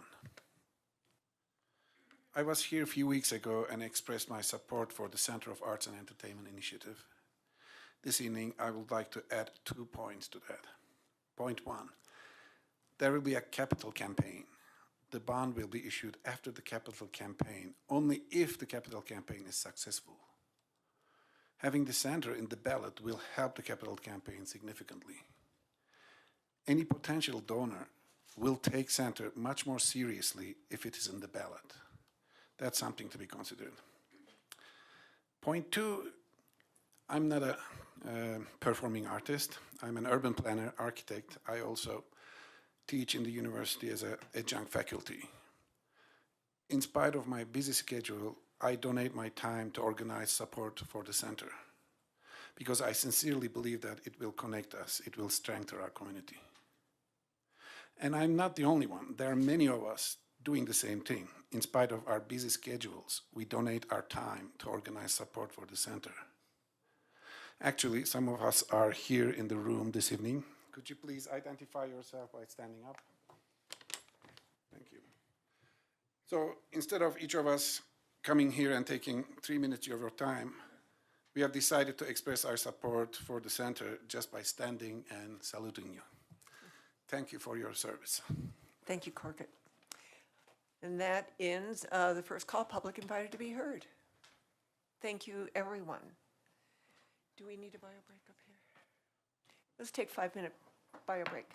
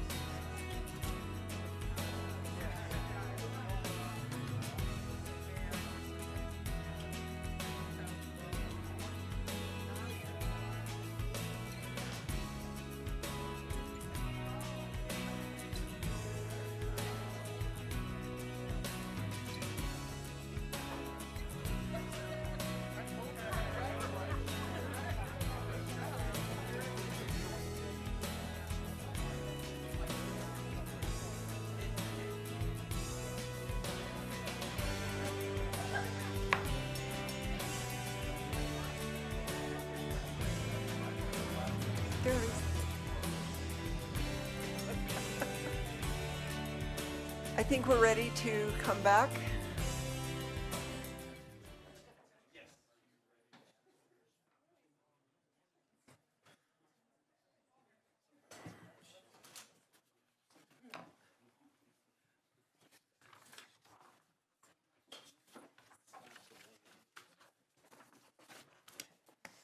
Okay, it looks like everybody's here. Councilwoman Hidalgo Faring is here.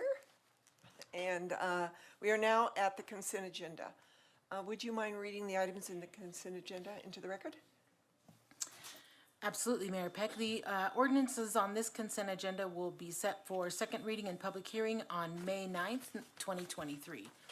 Item 9A is ordinance 2023-21, a bill for an ordinance amending Chapter 1504, Section 1504.020, Table 1504.020, Table of Allowed Uses of the Longmont Municipal Code. 9B is Resolution 2023-30, a resolution of the Longmont City Council approving the intergovernmental agreement between the city and Northern Colorado Water Conservancy District for grant funding for collaborative water efficient landscape at Sandstone Ranch Nature Area. 9C is Resolution 2023-31, a resolution of the Longmont City Council approving the intergovernmental agreement between the city and the Longmont Housing Authority for accessibility improvements to various properties through the 2020 Community Development Block Grant Coronavirus Program. 9D is Resolution 2023-32, a resolution of the Longmont City Council approving the First Amendment to the intergovernmental agreement between the city and the Longmont Housing Authority for American Rescue Act funding for the 1764-1780 Hover Street Affordable Housing Project. 9E is Resolution 2023-33, a resolution of the Longmont City Council approving the intergovernmental agreement between the City of Longmont and Boulder County for funding towards the city's LEAD program to expand and add a harm reduction outreach specialist. 9F is Resolution 2023-34, a resolution of the Longmont City Council approving the intergovernmental agreement between the City of Longmont and Boulder County for funding towards the city's parenting support program. 9G is Resolution 2023-35, a resolution of the Longmont City Council approving the intergovernmental agreement between the City of Longmont and Boulder County for funding towards the city's Rewind program. 9H is Resolutions 2023-36, a resolution of the Longmont City Council authorizing agreements between the City of Longmont and Donald L. Owen for the purchase of real property at 1508 17th Avenue for the 17th Avenue Sidewalk Improvements Project.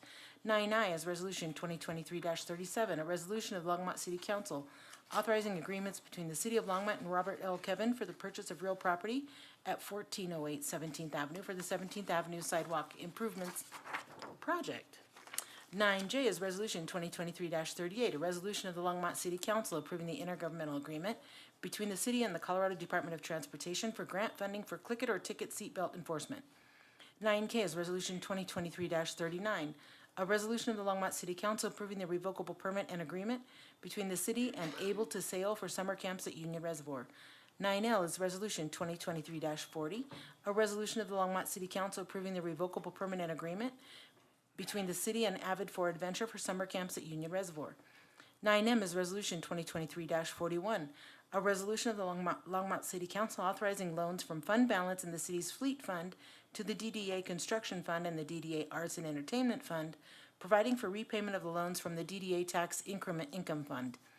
9N is Resolution 2023-42, a resolution of the Longmont City Council committing to a Vision Zero program to achieve zero traffic fatalities and severe injuries among all road users. 9O is Resolution 2023-43, a resolution of the Longmont City Council in support of sustainable aviation practices, development, and amenities at Vance Brand Municipal Airport. 9P is approved request for $21,000 of City Council contingency funds to measure youth opinions and preferences on Longmont's allocation of Metropolitan Stadium District funds. 9Q is approve a capital campaign for improvements at the Longmont Museum. And 9R is approve 4 capital improvement program amendments. Thank you very much. That was a lot of reading. So, Councilor Waters. Thanks, Mayor Peck. I'd like to pull 9N from the consent agenda. Okay. Are there any other councilors that would like to pull items? Seeing none, can I have a motion for the consent agenda? I move that we approve the consent agenda minus 9N. Okay. All right, so that has been moved. The consent agenda minus 9N has been moved by Councilor McCoy, seconded by Councilor Martin. Let's vote.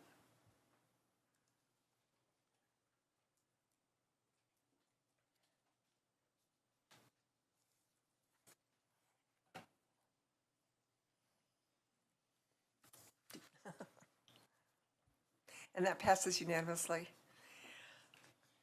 So we go directly to the ordinances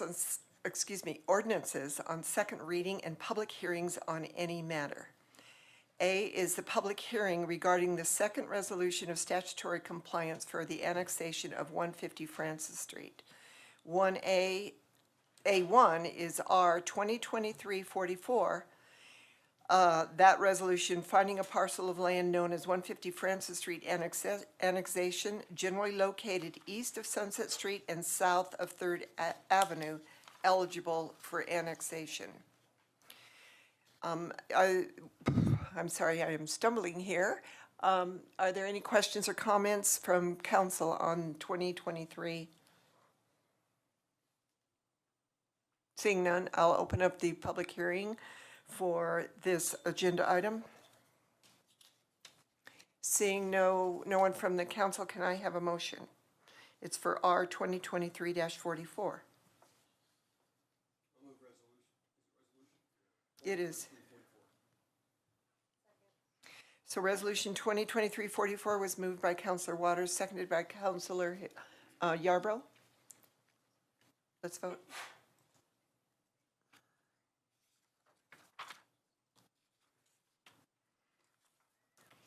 The second item is 2023-16, a bill for an ordinance making. I'm sorry, Mayor. We just need the result of that last vote, sorry. Thank you. So that carried unanimously. The second one is 2023-16, a bill for an ordinance making additional appropriations for expenses and liabilities of the city of Longmont for the fiscal year beginning January 1st, 2023. Are there any questions from council on this ordinance? Seeing none, I would open the public hearing on ordinance 2023-16. Seeing no one from the public, I would like to close the public hearing on this ordinance. Can I have a motion to pass and adopt? I move that we adopt ordinance 2023-16. So I made that motion. It was seconded by Councilor Waters. Let's vote. And that carries unanimously. The second one is 2023-17, a bill for an ordinance amending section 13.20.020, repealing and reenacting section 13.20.060, and amending section 13.20.090 of the Longmont Municipal Code on the Button Rock Preserve. Are there any questions from council on this ordinance? Seeing none, I'd like to open up the public hearing on ordinance 2023-17. Is there anyone that would like to speak on this ordinance? Mayor, I do believe there were a few people on your list. On this ordinance specifically? I believe so.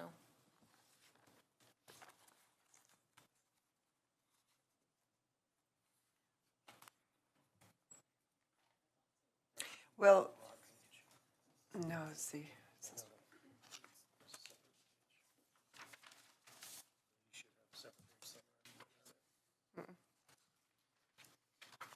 There's nobody on it. Nope. It was hidden under my multitude of pages up here. So, Heather Prentice. Is Heather Prentice here? She is signed up to speak on this ordinance. Kathy Whittam. Dawn Godfrey.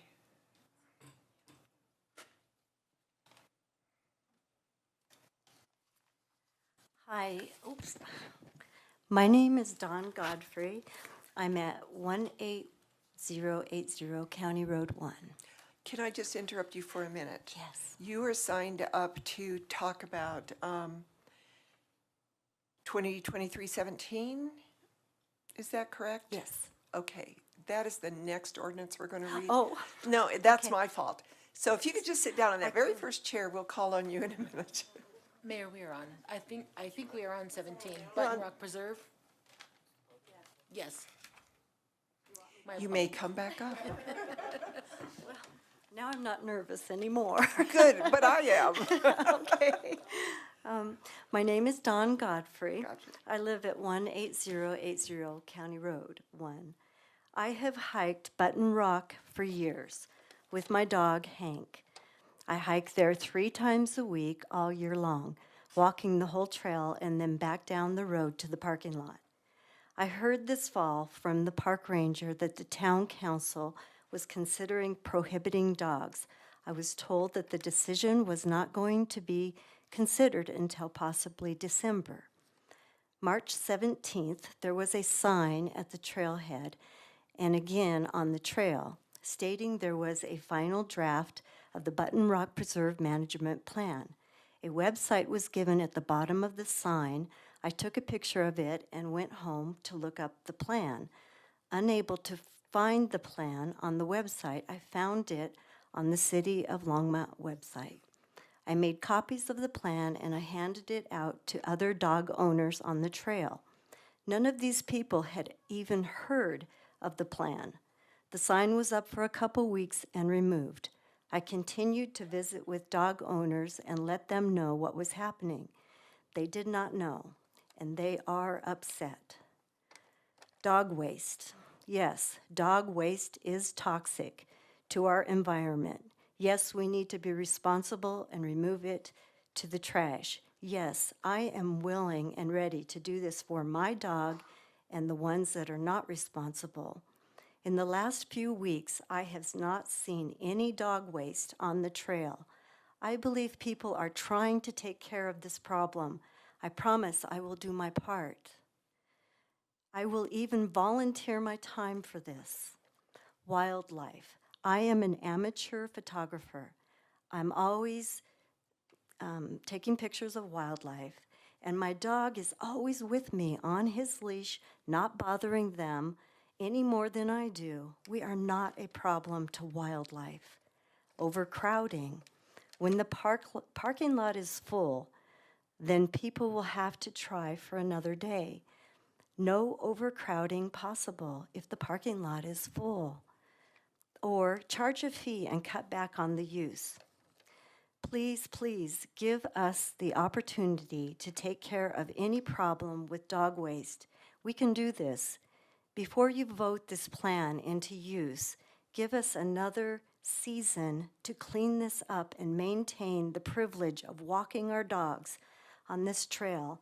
Hiking with our dog is mentally and physically healthy for all involved. Please give us time to show you we can be responsible. Thank you. Thank you, Dawn.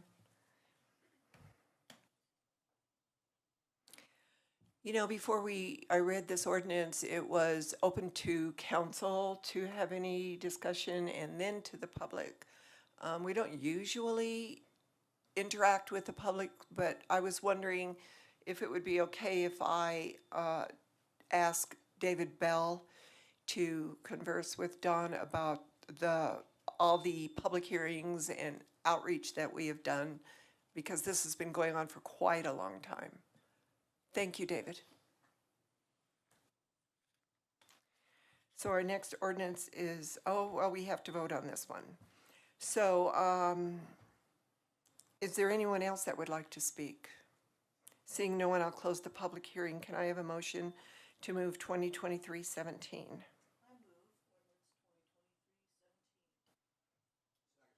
So it's been moved by Councilor Martin, seconded by Councilor Waters. Let's vote.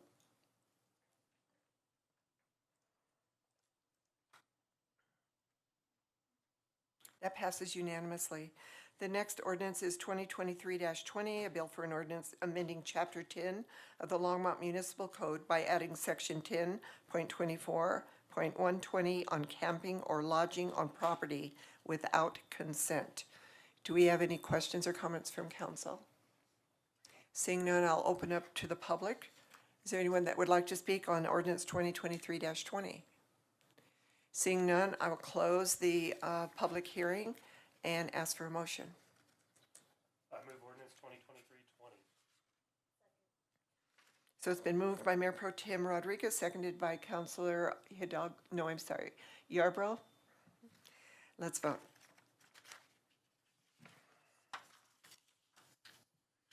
And that passes unanimously. Items removed from the consent agenda. Councilor Waters? Thanks, Mayor Peck. I will admit to probably being the least informed up here about all of the details, the nuances, the language in Vision Zero. I've looked at the website. I've tried to find, we've twice heard in these chambers references to racist language, anti-police dispositions language. I can't believe that the staff, Phil, the city manager, or Zach would bring us a recommendation that would be somehow grounded or connected to defunding the police, opposition to law enforcement, or racist. I think it's time to clear the air and speak directly to the comments that were made and not let those hang in this chamber unaddressed. So who would like to take that on?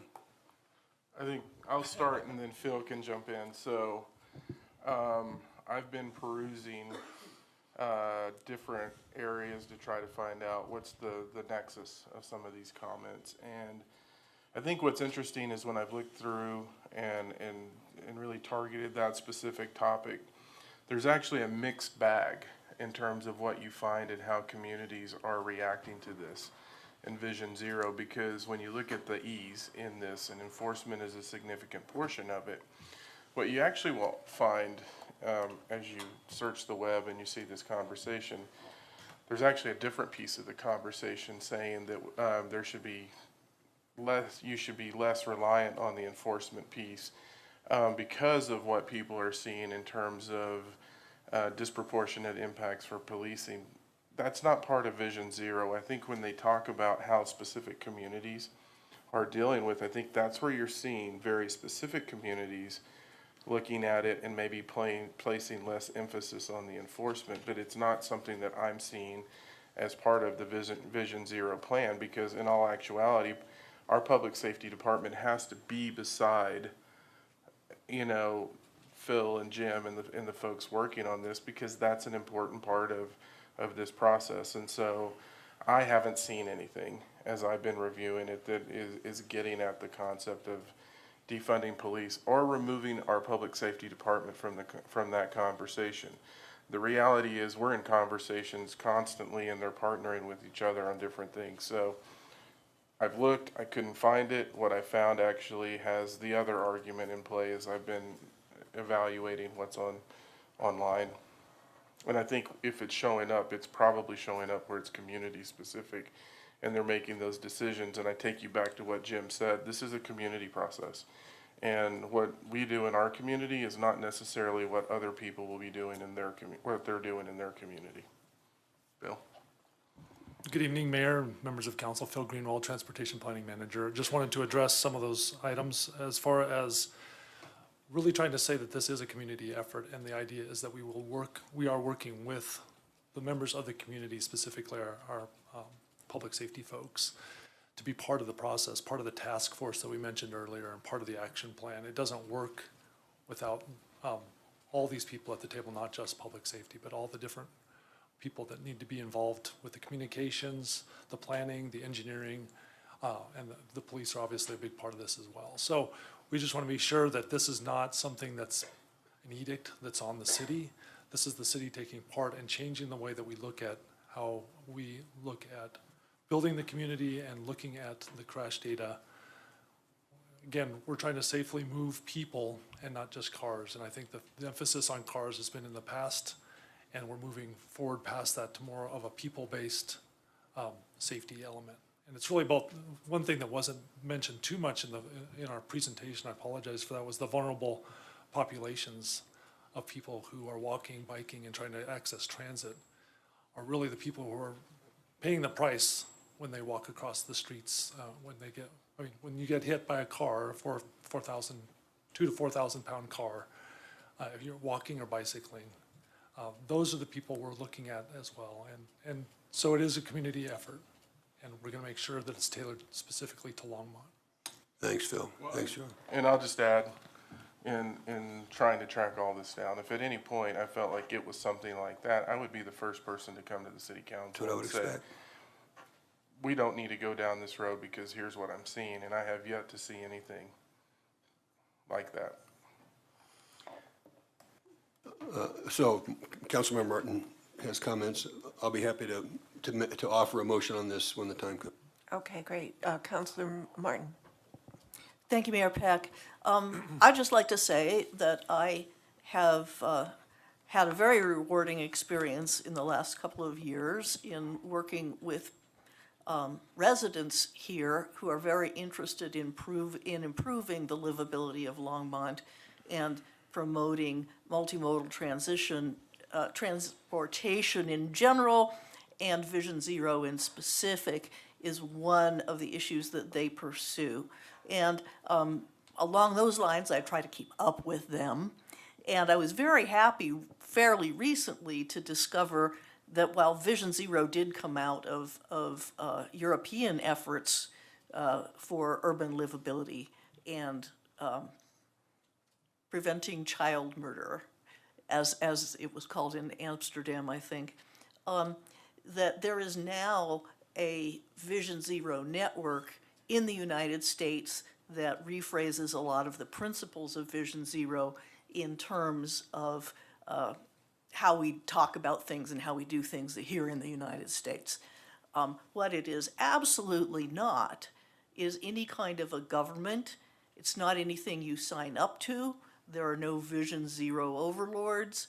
It is not any kind of a covenant with any other city. It is a covenant we make with ourselves to try to do better and make our city a safer place for pedestrians and people using alternative forms of mobility other than automobiles. And I'd like to just read a couple of quotes from the Vision Zero US website, which is called visionzeronetwork.org. This is from an article titled Rethinking the Role of Enforcement in Traffic Safety Work.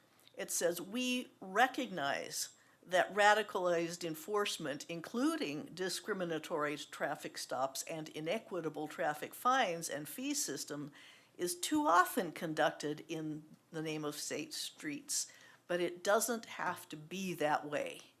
And the article goes on to say that one of the consequences of Vision Zero is to redistribute the responsibilities of law enforcement so that law enforcement, as our own public safety organization tells us often, allows law enforcement to be doing the good work of actually preventing harmful crimes and not chasing people down to give them tickets.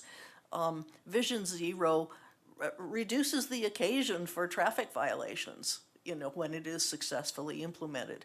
So I almost am hearing that the people who've been speaking against it are searching for keywords and not realizing that they're inverting the precepts of Vision Zero in what they're taking from these articles. Because Vision Zero is not a government, nobody's going to supervise us doing this, and it does not tell the police how to do their work, but when well executed, it makes the work of police simpler and more equitable. Thank you, Councilor Martin. Councilor Waters, do you want to move this? Resolution 2023-46, seconded. So it's been moved by Councilor Waters, seconded by Councilor McCoy. Let's vote.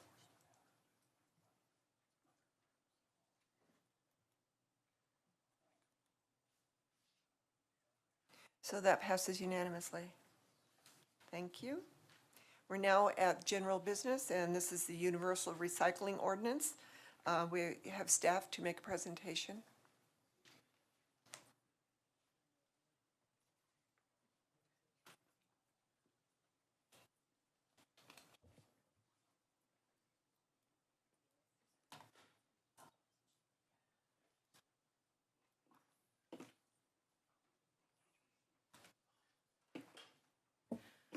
Good evening, Mayor and Council. I'm Becky Doyle with Strategic Integration. We're here bringing back some requested specific cost information for certain facilities that will be impacted by a potential universal recycling ordinance as directed by City Council in December. I will continue talking while we're working on this presentation. I also want to take this opportunity to congratulate Brian McGill on his new role as the Utility Rate and Analysis Manager. So as we bring forward additional utility rate and financial planning information, Brian is leading that group. So I wanted to call that to your attention. And now he will present some of that very specific financial information around recycling. Do I have to? It's already live? Cool. Okay. Okay. Good evening, Mayor Peck, members of council. My name is Brian McGill, Utility Rate and Analysis Manager for Strategic Integration. And as Becky said, I'm here to present a follow-up to the Universal Recycling Ordinance. And then also, we're asking for final direction of how staff should proceed with bringing back the actual ordinance. And so back in December, Lisa Knobloch presented staff's recommendations for the Universal Recycling Ordinance. And at that meeting, council directed staff to bring back some financial information of financial impacts to our commercial customers and also financial impacts to the Longmont Housing Authority.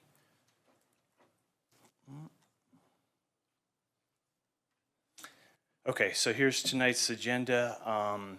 So we'll start off just by quickly reviewing the previous direction that we received, and then I'll get into the financial impacts to the Longmont Housing Authority, and then I'll follow that up by talking about the financial impacts to our commercial customers, and then we'll have a conversation about compliance support strategies, as well as the economic assistance resources that will be provided, and then to wrap up, we'll get final council direction. Okay, so here's what we received as direction from council back in December. And so I'm just briefly talk about it's just kind of a timeline of when the actual service requirements will go into place. And so the recycling requirements would start in January of 2024 for the large commercial and large multifamily complexes. And then in June of 24, the recycling services would go into effect for all other commercial and multifamily properties. And then in 2025, that's when the composting requirements would go into place. Again, that would be phased throughout that year. And then finally in 2029 is when the composting requirements for the landscaping companies would go into place. Okay, so now the Longmont Housing Authority financial impacts. So the good news is 8 out of the 9 LHA properties currently do have the recycling services. And so the combination of the trash and recycling services that are currently provided, the average cost is $3.59 per residential per month. And so therefore, if recycling is the only requirement for multifamily complexes, then there really will be a minimal impact to the Longmont Housing Authority. However, if council does direct staff to include composting for multifamily complexes, then there would be a financial impact to Longmont Housing Authority. And we've estimated that cost to be an annual $15,000 to $30,000 impact. But that would be for all properties. It would vary from property to property, but the total impact could be between $15,000 and $30,000 a year. Okay, so now I'll talk about the research and analysis that we did for the financial impact for the commercial customers in Longmont. So as Lisa talked about in the December presentation, it's really difficult to identify this financial impact because there's so many different variables that go into it. Everything from who the provider is, how big the receptacle size is, how often it's picked up, and then even how far the business is from the hauler and the processing facility.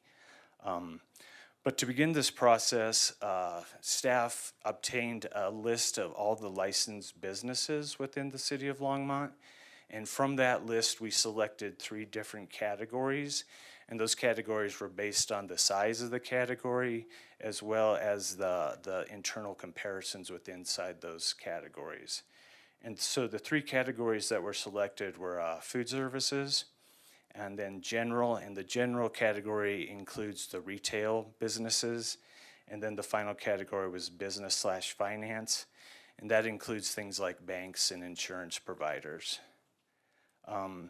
So then after we identified those three categories, then we had sustainability staff and customer service staff begin to reach out to those customers and try to start to collect information from them. And the information we tried to collect was based on the current services that they're receiving, what were their receptacle sizes, what was their pickup frequency, and then also what their monthly expense was. However, the effort really did not produce very desirable results because not many businesses contacted were able to provide all three components of what we were asking for. There were 63 respondents who knew who their providers were, and of those, over 50% did already have recycling, so I think that was a positive. But the one thing that the process really identified and highlighted for us is the fact that significant educational outreach will be needed to support compliance with the new ordinance. So then, okay, so here's a slide that actually shows there was 9 businesses that we contacted that were able to provide all three elements that we asked for: receptacle size, pickup per month, and monthly expense for the recycling services that they provide, that they currently have. And so the far right column here, we tried to normalize that cost based on the number of pickups and then also, so per pickup and per cubic yard. But as you can see from the chart, even it still varies so much, and just because it varies, based upon who the hauler was, the receptacle size, and the pickup frequency. So it's really hard to really pin down a financial impact to any of these businesses.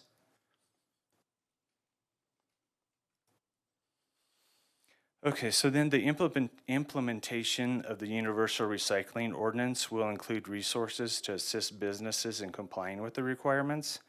This slide shows some of the strategies to support compliance that staff will be working on developing.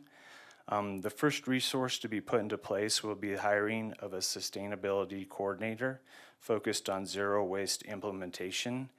And this person will serve as the primary point of contact for questions and resources regarding the universal recycling.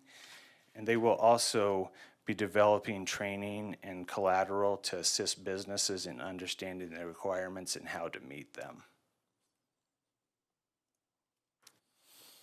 And then even with the educational resources and continuing community outreach, some businesses and housing providers may find it challenging to meet the requirements for various reasons.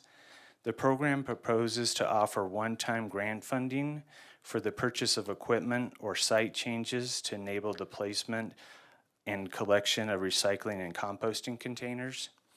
And the program may also include financial assistance for a specified period to support businesses in the transition.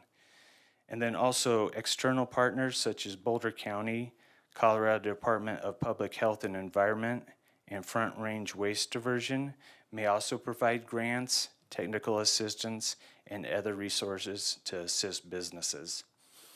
And then finally, businesses will be able to apply for exemptions based on various barriers such as economic hardship, site conditions, and alternative waste diversion strategies. However, the goal of the program is to help as many businesses as possible to comply with the requirements and meet the council's waste diversion goals. Okay, so that concludes the presentation, and so this is just again a recap of the previous council direction that was given. And so then what we just would like to request from council either to direct us to move forward with that previous discussed provisions, or to provide a revised or additional direction regarding the universal recycling ordinance. So now, comments, questions, and thank you. Any comments or questions from councilors? Mayor Pro Tem Rodriguez. Thank you, Mayor Peck. I do believe that we should continue to move forward with this. I just would say, though, that based on where we are at right now with composting, to keep an eye on that, especially when we've seen so many of the restaurants, especially during the pandemic and afterwards, switch to more compostable containers and those kinds of things that now we can no longer add in our stream as it is currently. And so that's just one thing I hope that we maintain maybe a little flexibility on as we get closer to, those deadlines of when the organics start to come into play. Thank you. Councilor Martin. Thank you, Mayor Peck. A letter from a couple of residents actually struck home with me because I have been worrying about this because we do have, disruption in our composting services and a little bit in our recycling services, frankly. The advice that they gave was, let's begin. We have to adapt. We know we're going to have to adapt. Maybe this will provide the impetus for us to be creative in finding solutions that work better. So, my preference is also that we proceed with the understanding that we have work to do in terms of negotiating with our providers, and that those negotiations may in fact cause some wiggles in the timeline, but that should not be construed as failure or a reason to stop. Councilor Waters. Thanks, Mayor Peck. Brian, I want to clarify two things. On the table where you made reference to the difficulty of normalizing costs, and I understand the complexities. It's hard to normalize the businesses so you can normalize the costs. Here's my concern. Do you tell me if I should interpret this the way I think I'm interpreting it, is whether it's accurate or not? That we know the costs are gonna go up, we just don't know how much. Yeah, that is correct. So they'll have that additional recycling cost. Another thing that's hard to tell is then they might be able to go to a smaller trash receptacle, which then would help offset some of that increased cost for recycling. Will there be a point in your mind ever that we will be able to normalize costs? Or will this council or some council at some point be acting on an ordinance that we know is going to increase cost and can't answer the question how much and for whom? That's a difficult question, just because it's the haulers they just aren't transparent with their costs. And when we tried to reach out to the actual businesses, a lot of them just didn't even know what they were paying. But maybe through the education, then we could work with them, and maybe then we would be able to get better idea of what is actually costing them with that actual outreach and education. Yeah, philosophically and conceptually, we need to move in this direction, no question. I'm just sitting thinking, how many times would I say yes to a proposal that's going to increase cost and I don't know how much and for whom? There just aren't very many circumstances. But I understand there's more work that has to be done. I'm just saying, if this is going to come back, well, I'm sitting on the council, this is going to be a question I'm going to come back to, because we need to know this. Here's the kind of corollary, the follow-on to that. Go back to slide 8. Just back up one slide, or 2 slides. Yeah. It's just to understand this slide, that there may be multiple ways to help offset costs. Some of those would be one-time, where a grant would be really useful to offset a one-time cost. Some of the costs, I suspect, are not one-time. They're going to be ongoing. But this slide suggests that as costs go up, whatever criteria gets developed, and I assume there would be a criteria in a process for a business to say we have a hardship, or I guess that would be or a need of financial assistance. There'd be a criteria and a process. But at the end of the day, the rest of the businesses who don't claim that or can't qualify will subsidize those costs.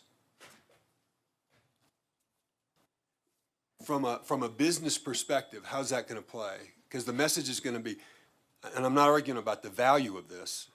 I'm wondering what a business on the other side of this conversation, what a business would say, let me get this straight. You want me to subsidize my competitor's costs?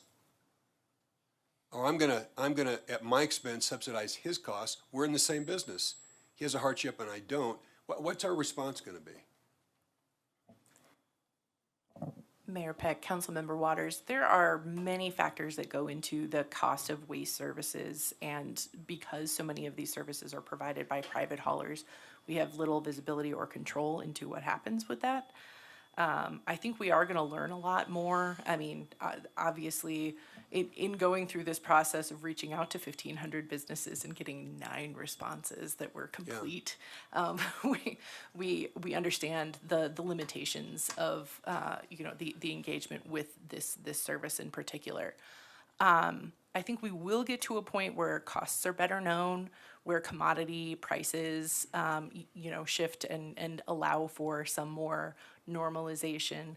I would say, depending on what choices the council makes regarding potentially charging a commercial waste management fee, there may or may not be direct subsidy from commercial users to other commercial users for that grant program. Where would the subsidy come from? Otherwise, it would come from other users and other revenues that come into the sanitation fund. So somebody's subsidizing my competitor, right? Well, but it may be residential users, and that would be. I'm not certain that that's I gonna don't sell know that real that's well. better, but those are the revenues in the sanitation fund.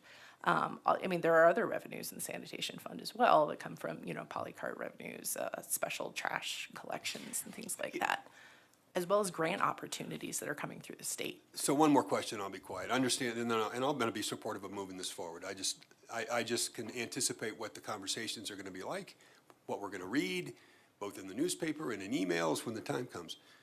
There have been a couple times when we've looked at in the early stages of these conversations, and I know you've been working on it for a while, where we looked at I know there are legal constraints on what we can or can't do to compete with private sectors, with the private sector. So I am curious, is there anything that can be done legally that would put us in that position if we want to? And then long term, what are the economics of us doing here, just like we do for residents, right? That we become our own service provider if we address whatever the legal issues are, and I'm not even certain how to address the legal issues. Mayor Peck, Councilmember Waters, I may have to engage Bob to answer part of that question. I do that all the time. I call Bob Ellett all the time to answer questions. Correct. But I will say that I think we do have the flexibility to require additional transparency, and to make requirements of haulers that we license within the city. And I don't know. He's coming up on your right. Okay, great.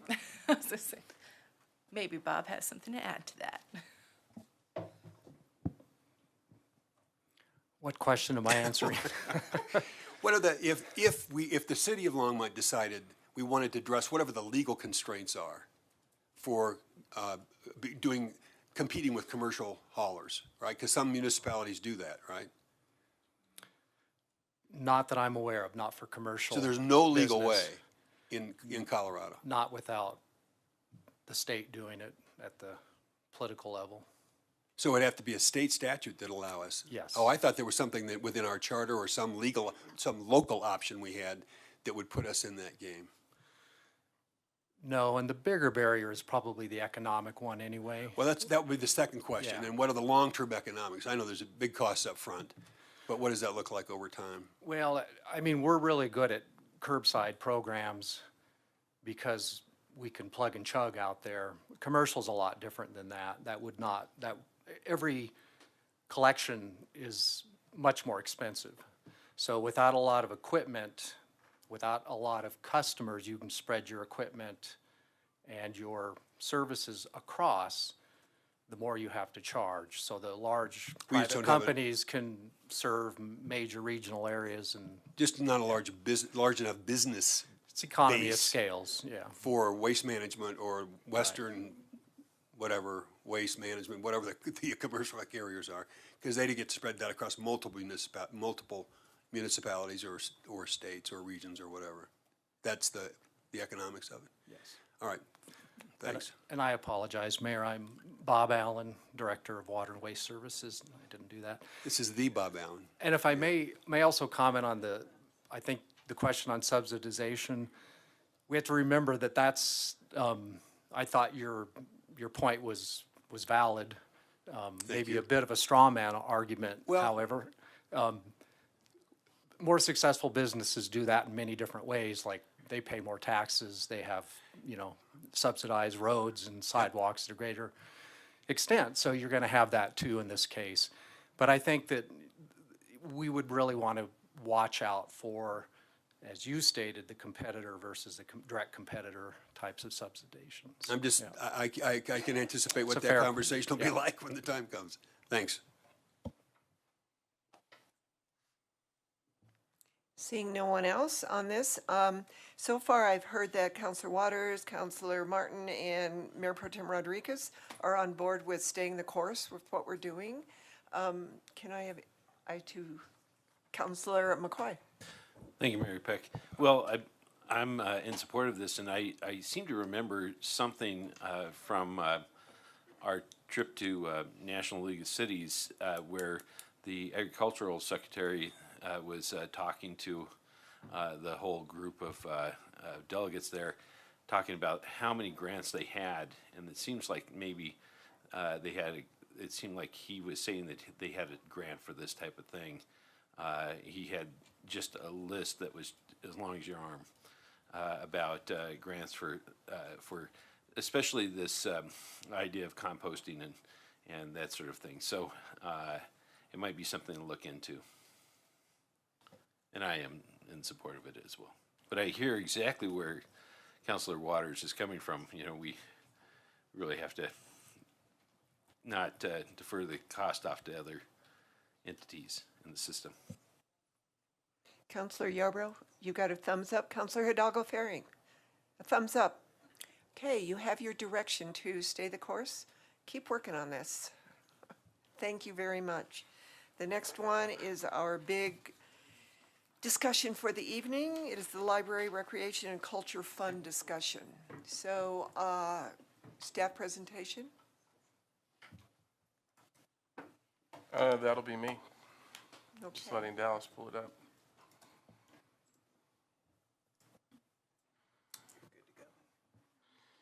So, as we start this, one of the things is, as I was listening to all of this, obviously, we're getting to the point where we're heading to council decision points on all of these items. And as I was looking through this, I definitely feel the position that you all are in, because this is not unlike what we go through when we're creating the budget and we're trying to take all of this information in, figure out what we have in terms of revenue and how we move through it. And so I wanted to start off by saying this is, a version of what we go through as we're trying to prepare the budget to bring to you all. And there's a lot of different choices that you have to make. One of the things I wanted to talk about is, so how did we get here? If you all will remember, during the last budget process, there were a lot of folks coming forward to council saying, we would like to see this, we would like to see this. And obviously, from a budget perspective, we're limited on the amount of funds that we have coming in. So what we as staff indicated to you all, that if we're going to move down this road, it really needs to be a tax increase to fund these projects, both from a capital standpoint and an operational standpoint, because the incremental approach that we've been looking at just wasn't going to get these big projects done.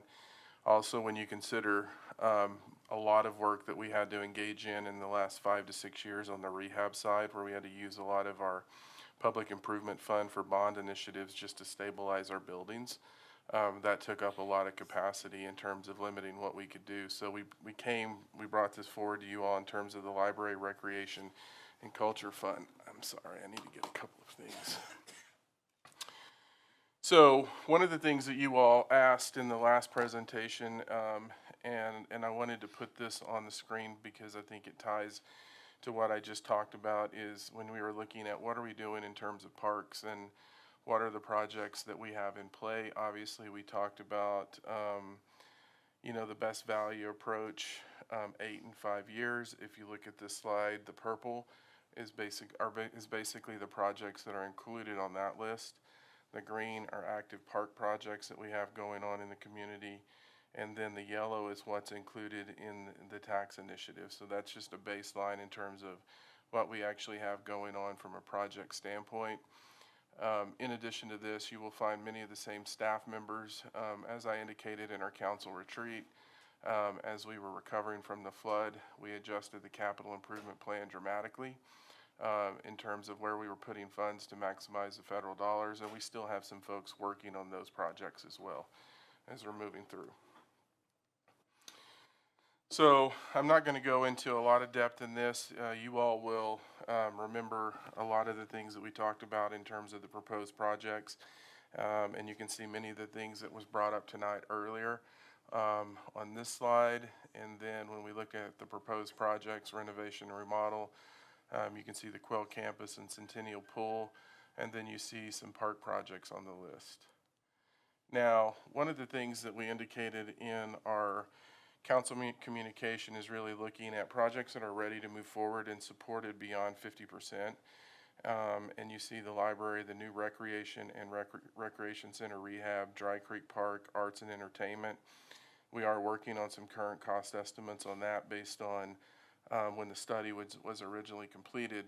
But in reality, we're going to need to look at updated cost estimates on all of these projects right now, because what we're continuing to see is continued inflationary pressures on bids that are coming into us, and so we're going to have to refine those anyway.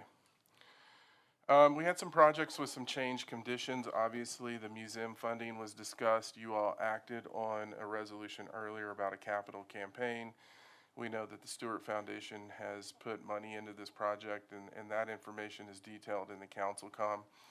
Union Reservoir, a couple of issues started developing with this. One, to Councilmember McCoy's comment about there are a lot of grants out there. What we are starting to see is there are a lot of grants that are really out there. You know, we've always talked about the expansion of Union Reservoir as something that was in our pocket from a water supply perspective.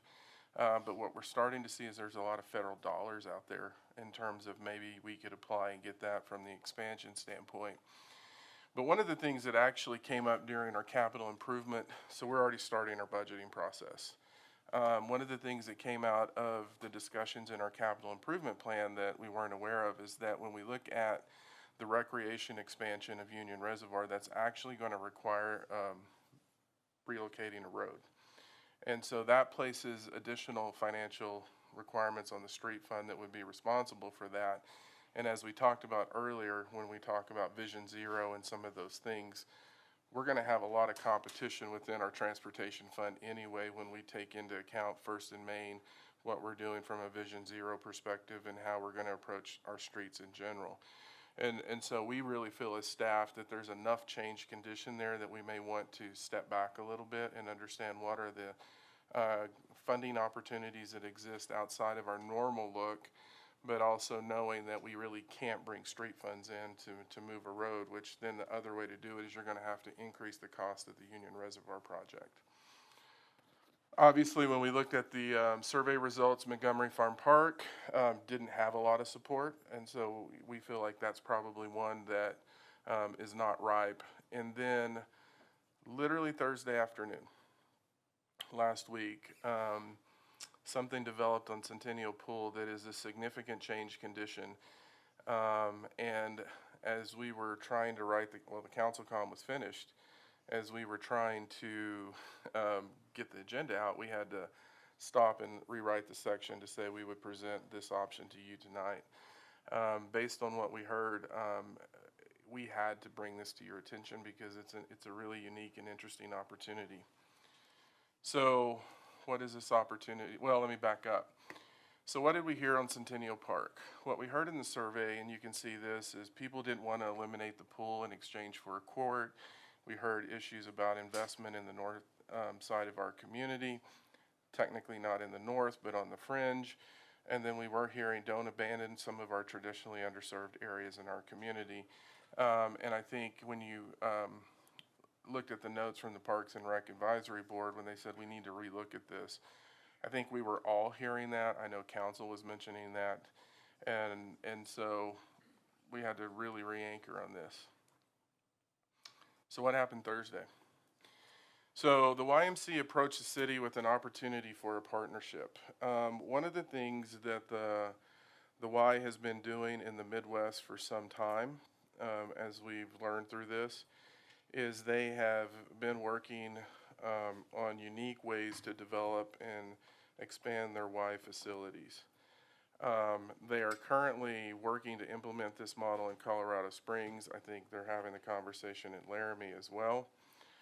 And so what they're looking at on the base of this issue is really potentially exchanging land. So where Centennial is currently located, exchanging the land that they own on Mountain View and 9th and Lashley? 9th and Lashley, in exchange for the property that we have where Centennial Pool is located. They're looking at essentially a public-private partnership on this with an estimated cost to the city between $10 to $12 million. If you remembered in the spreadsheet, we had $7 million plugged in, utilizing the operational costs from Centennial Pool to cover most of that on the operating side. So what did they present to us? It's a really intriguing option and unique. So what the Y wants to do is actually, on the image on the right, they want to expand their facility and include expanded daycare. So they are one of our significant daycare providers in our community, and they wanted to provide expanded daycare. They wanted to create a 25 millimeter pool. They want to create a sheet of ice for hockey, obviously court space, and then the gym space that they have in play for this. They also discussed putting in a library quick stop. Here's another part of the change condition. The model that we talked about in terms of how they finance these projects is actually also predicated in including affordable housing into this development.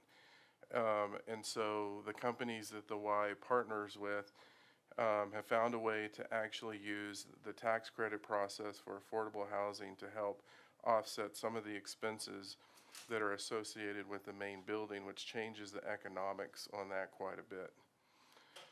So this right here is actually what you would look at in terms of the affordable housing that would be included on the site. What I would say is this is a beginning schematic. As you all have known, as we've talked about the development on the Hover property and your role as the Affordable Housing Authority, these things change as you're moving in. But what they're looking at is creating 100 affordable housing units associated with this product. What that also allows us to potentially do is if we get the land in exchange for this and the property that exists on 9th and Lashley, that actually would give us potentially the ability to use that in the development of attainable housing. So if you're anchoring affordable housing over here, then you could look at creating attainable for-sale housing at this other location, which is, a significantly, this is the change condition and why we wanted to bring this to you all, because this is something that we haven't seen. There is some immediate work that we're going to need to do on this. We need to understand the deed parkland restrictions on this Centennial site. There may be the need to incorporate a vote to transfer the land if council chooses to do this. As I mentioned before, we're going to have to adjust the financial analysis on this one because how we look at it's going to be, it can change and it can vary. For example, if council chooses to do this, there's not going to be an operating cost associated with this site anymore. So the operating funds that we would have at the existing site, we could move to some of the other recreation projects, and that would reduce the ongoing, potentially reduce the ongoing costs there, but we have to go through that detail. One of the things that was pretty important in the offset of this conversation is that there has to be some type of agreement in terms of how we approach memberships in terms of people that have memberships at the city recreation centers, being able to utilize this, because obviously if we're investing city funds into this, it can't be solely a Y revenue generation piece. And everybody seemed to indicate that we can work through this. But again, something, if council wants to move forward with this, that we're gonna have to button up pretty quick. And then at the bottom, you could see that, you know, the potential on the other side of the land is utilizing that for attainable housing.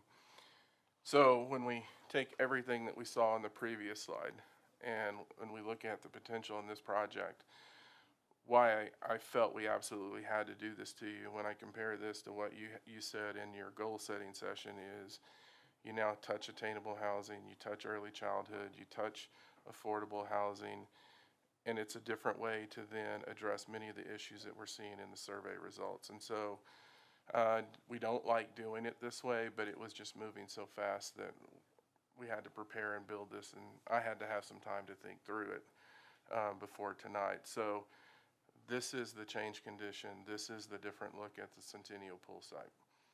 It is more than we plugged in originally. Originally 7 million. As I said, this is a 10 to $12 million range. Joni, did I miss anything? So I have all the other slides that we went through before, but I think in terms of council decisions and what we put into the council communication, and this is, I think, where we need to have this conversation is, you know, council can do nothing. We were hearing in the survey about the economic uncertainty. You can take this do nothing yet, meaning you can engage your boards and commissions at a different level to really create that community campaign and then make a decision. You can look at this information for the 2024 election. Obviously, when they presented the results, they said it was going to be different based on the voter turnout. And then, you know, for council, are there specific projects you want to remove from the list? Are there projects you want to move forward? Do you want to phase votes and bringing it to election over different election cycles? And I think as you're moving through those conversations, it's probably going to, I anticipate that it'll be a little bit of everything. But there may be points where you say, on this one, we don't want to do anything yet, but we want staff to work on this pretty quick and bring it back to us. We have the other slides if you want to have some of that information, or we can just start moving through the conversation. Can I ask a question? Going back to the land swap, basically, with YMCA, is this kind of a morphed conversation from the one we had with them last year when they approached? Yeah, this one's or is a it, lot different. Okay, but it's the same group? It's the same. It's a local YMCA. Okay, so my question is, if we then swap and get the YMCA belongs to us with the swimming pool and the daycare, et cetera, why would not the staff that operates Centennial Pool just operate what's going to happen at the YMCA? I can see there might be maybe one or two different staff members, but would we have to add any additional? Well, I think there's a duplication of services, and especially facilities that close to each other. I'm not sure that either one could support themselves on an ongoing basis doing that, because there will be a pretty direct duplication of services in that scenario. Okay, it's too early really to know that information probably. So we had a petition and an ask by the arts. I think we should have that conversation first about putting that on the ballot, and what does that mean as far as finance? And can you explain that from the staff's position? If we just put the cultural center on the ballot, irregardless of the survey, as they have asked. I don't think it's irregardless of the survey, but for me, that's my thinking, is because if I understand it correctly, we would not be putting dollars into that center until they came to us with their 34 million, was that what it was? 35? What's a Correct. million? So the way I understand it is council would put an item on the agenda for this facility, and we would have to work the language into the ballot itself that says the tax will not commence until $35 million is raised.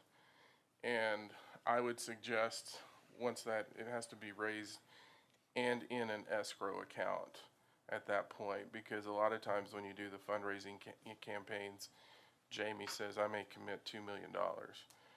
Well, there comes a point in time where Jamie has to transfer that $2 million over, so it will have to be committed and funded in an escrow account, I would say, before the tax would begin, based on how it was described.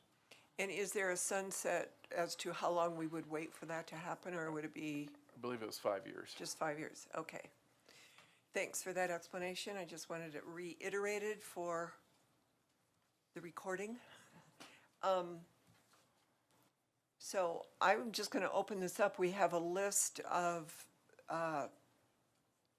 different items that we are considering to put on the ballot.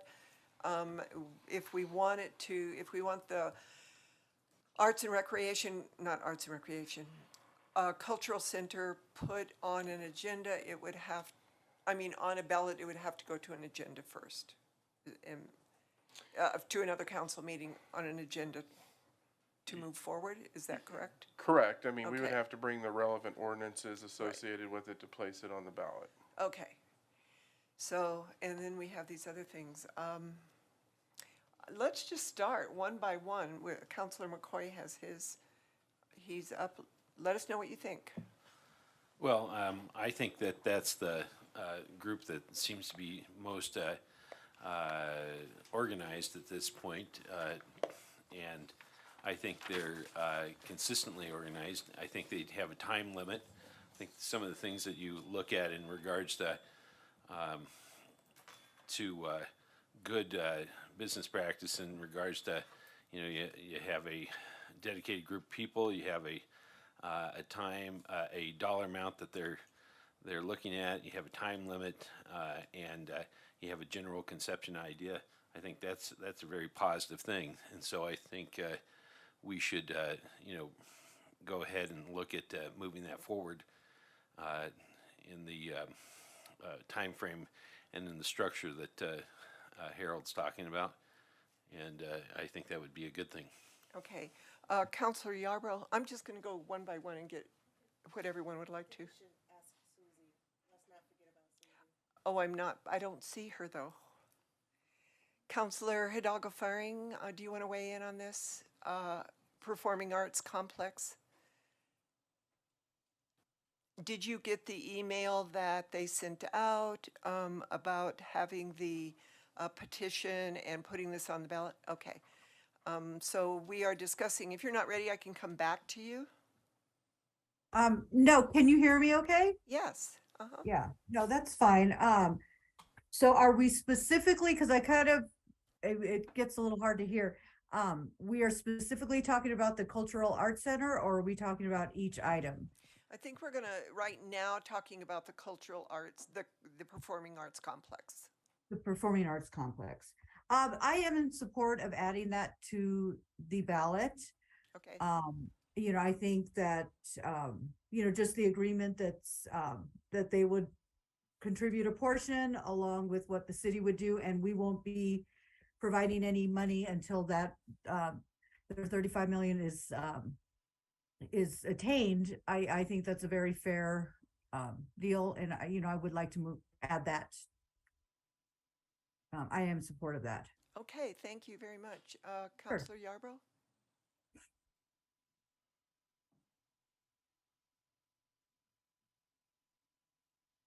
Oh, I guess you're waiting for me.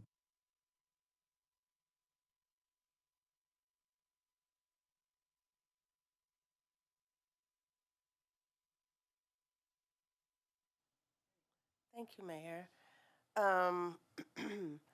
I agree with the previous comments that I like the idea of them, raising the money prior. And I also like the idea of the money going into an escrow account before we implement taxing. So they have put forth much effort into raising, getting the funds, it sounds like. And so I too believe in, that this complex is definitely wonderful for the future, for our youth and everything. But of course, we are also thinking about our community and how much that would be extra, raising more money and adding more money from households and that may not, afford it. So, but I do believe, I agree with putting it on on the agenda, moving forward with it. Mayor Pro Tem?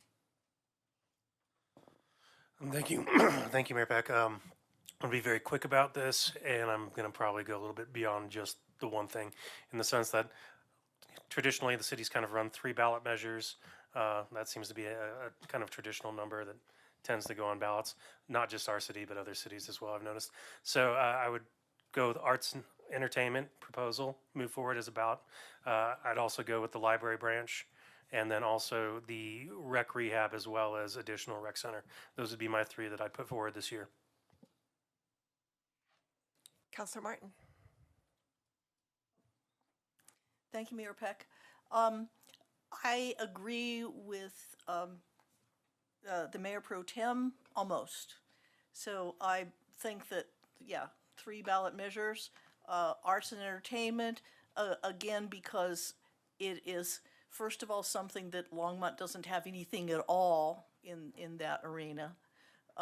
Second, because it's a really great deal, with the money coming, the large investment from the private sector, and the fact that the tax is deferred for some number of years when we expect that economic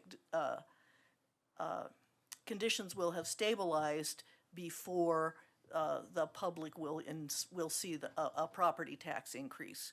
So that's 3 things to the advantage of this proposal. So I definitely agree with moving it forward.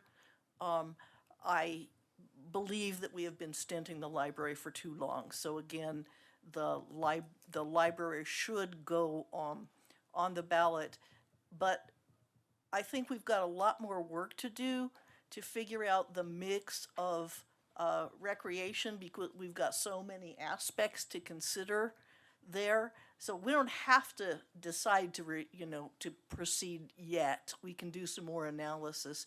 So the thing that I would like to commit to would be the Y proposal, because it's a relatively small investment in terms of tax and bond issue. It also has the advantage of being deferred, right? It's not, if that gets a yes vote, it's not gonna, the tax doesn't start next January. The tax starts when all of the rest of the funding stack is put together. So that's more similar to the Center for Arts and Entertainment in terms of the financing model. And that means that, if we commit to proceeding with those 3 and then look at the rest of the sports complex analysis, knowing that we have this advantage with the deal with the Y, and kind of replan our recreation needs around that, then we can consider the other stuff at the later time. But let's proceed with those 3. I'm sorry, what were the 3? You said the art complex, the library, and Y. Oh, and the Y. Councilor Waters. Back, I'm just going to echo some of what we've heard. So the Arts and Entertainment team, Alliance, ought to feel pretty good about the fact that there's unanimity on this council to put this on the ballot. But I want to make the observation, I think we're talking about 2 campaigns here for this group. One this fall to support community voting for a commitment of $45 million to match the $35 million that would be escrowed. The second campaign is going to occur once that is in escrow, And once we start selling bonds, because I don't think you'd go to the ballot for the mill levy or for the sales tax to cover operating costs until then. I can't imagine we would be charging a sales tax starting in January for a facility that wouldn't be constructed for a decade or wouldn't be finished for a decade. Is that fair? I think if you put it on there, you would hold all of it, both sales and. You would hold the sales tax. You wouldn't implement it until they reach the 35 million mark. If you can word a ballot question I'll that have way. to get with Jim and Eugene on that one. If you can do it that way, that'd be fine, because that would sure be simpler, but there's a relationship between those two, number one. Number two, we've heard from the museum, that they're gonna do their own capital campaign. I think it would be too early to put a question on the ballot this fall for a mill levy to support operating costs. But I would at some point move, if we don't do it tonight, to direct staff to bring us back a resolution. There won't be this council. It'll be a council at some point in the future that would have to be deciding, once $30 million is raised and the museum's expanded, to go to the ballot with a dedicated a sales tax dedicated to the cost, to serving the cost of the increased cost of an expanded museum. So that's not excuse me for interrupting, but let me make this clear so I understand it. Yeah. You're saying that it would be two issues for the museum. No.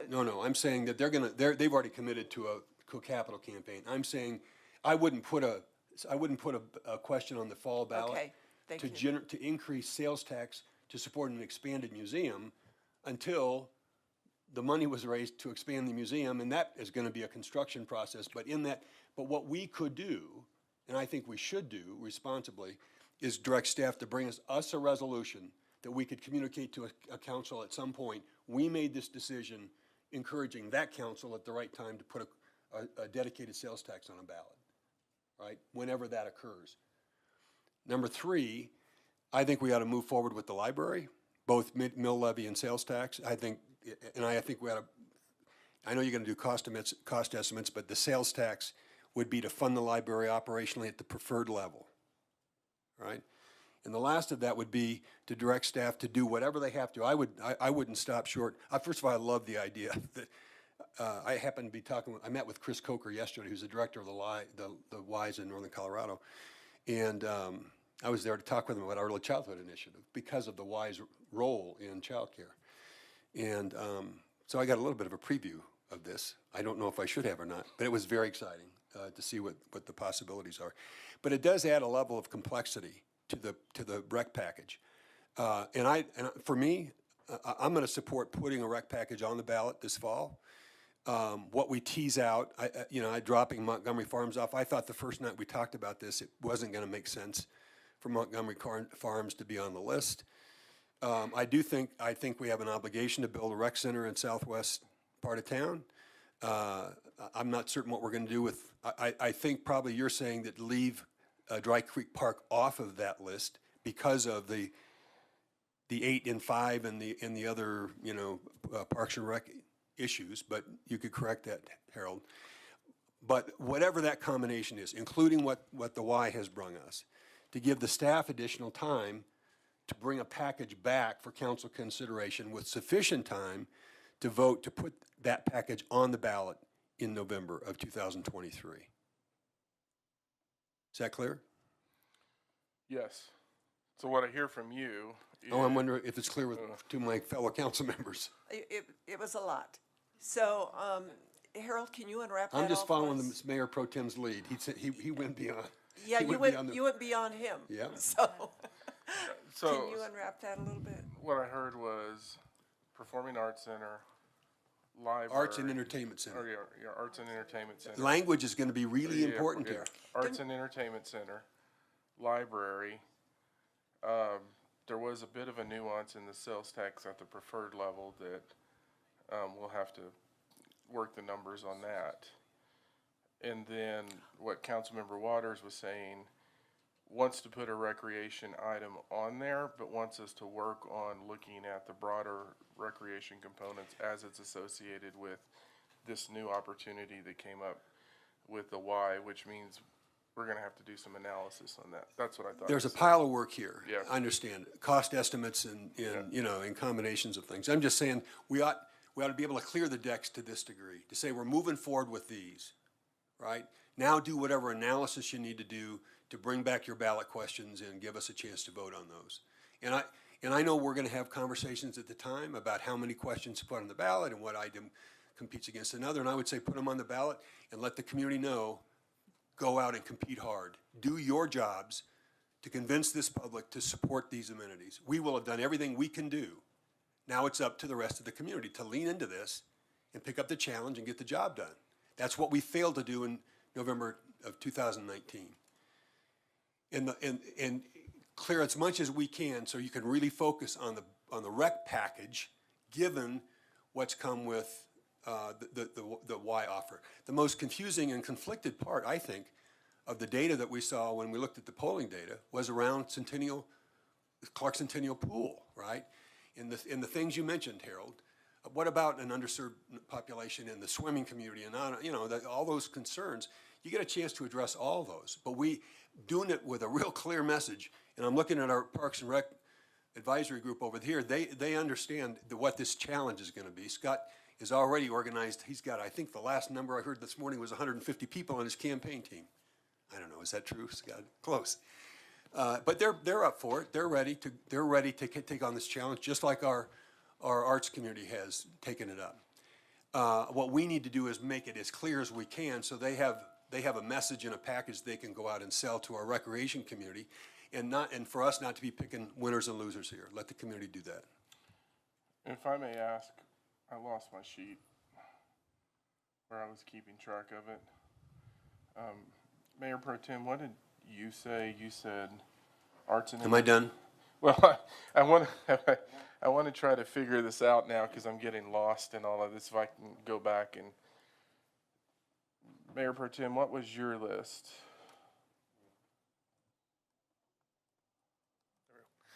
I said arts and entertainment, the library branch, and then the rehab and new rec facility paired together as one. So those would be my three.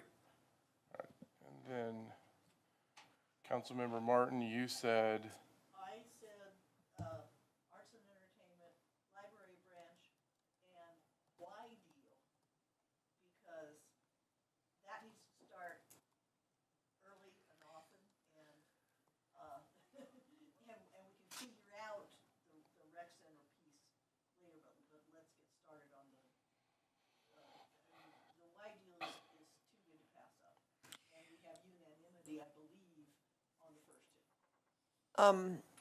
Counselor Hidalgo Faring. I see your hand up. Thank you, Mayor. Yeah, I thought I was just answering one thing at a time. I thought so, But it kind of changed course. So, you know, I did want to input the rest of my Yes, go ahead. preferences as well. Thank you. So yes, I am in support of the arts and entertainment, adding that to the ballot. The library branch and the sales tax for helping us to attain that preferred level of service. So as well as the I'm really excited to hear about the Y collaboration and the potential that could arise and the benefits to our city, especially in an underserved part of town that really needs that support. So I am in great support of this. You know, let us know what we could do on our end to support and move this along as well. We do owe it to our community a second rec center. So absolutely, I want to see that on the ballot, and a commitment to support the museum's capital campaign. I know that is separate and apart, but I do agree with Councilmember Waters in putting together a resolution to make that commitment to support ongoing costs after that capital campaign has been money has been collected for the expansion. I think I hit everything. You hit everything? Okay, I think. Okay. So I'm going to weigh in. Yes, I support the arts complex, excuse me, and the library, but I'm wondering about the why. Does this have to be in this package deal? Because I look at this as a housing project, more so than something that is, than a pool or anything to do with Centennial Pool. Can we look at it that way, as a partnership housing project that has nothing to do with this package deal of cultural events, or not cultural events, but different amenities on this survey? I think the cost that they indicated to us of bringing in $10 to $12 million is really inherently connected to the recreation, or the recreation amenities and the early childhood versus the housing. I think the housing actually, in that tax credit process, actually supports it and helps draw down some of the capital cost. And what they did indicated is, I think that as they're working with other entities, they're looking for yay or nay, because part of the challenge, when the complexity of that's significant when you're bringing in tax credit processes. So as I was talking to Joni earlier,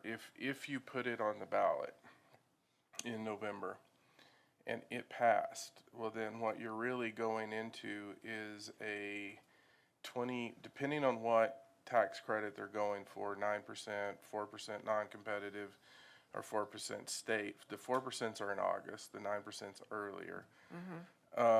So you almost need that, what they're saying is they need that lead time to get into that tax credit process, because it's also not common, or it's not uncommon to take 2 runs at a tax credit process. So if it went in and you put it on the ballot and the community supported it, you would go into the tax credit process in 2024. May or may not get funded, because that goes through DOLA and CHAFA. You know, sometimes it takes 2 runs. That's what it took for us on Element Sunset Heights. So then you would do it at 2026. But I think the dollars are really more directly connected to the recreation amenities, which is why you would have to figure out how you build a project where there's a pass sharing component. And then I think, because this is part of the amenities that we are putting out to the public as to what they want, that needs to be stated, that this would be just for this component of this development. Otherwise, it gets kind of convoluted in the discussion. Anyway, that's the way I view it. Councilor McCoy and Yarbrough, how do you feel about the Y project being part of this? Oh. I'm happy to respond for him. What, say that? Councilor McCoy. Oh, thank you. All right. Thank you, Mayor Peck. Well, of course, I kind of like what Councilor Martin was talking about, and putting him in that perspective, the Performing Arts Center, the library, and then the YMCA, with some aspect of the rec component attached to it, but with the, making sure that we get the YMCA thing going, because we have that whole park there already developed, and we haven't broke ground on anywhere else. So I want to make sure that we don't have a big kind of hole in the ground there called Centennial Pool. So that's my concern. So I think that's priority, and then attaching whatever rec components we can weave into this. But I'm seeing that number one is the Performing Arts Center.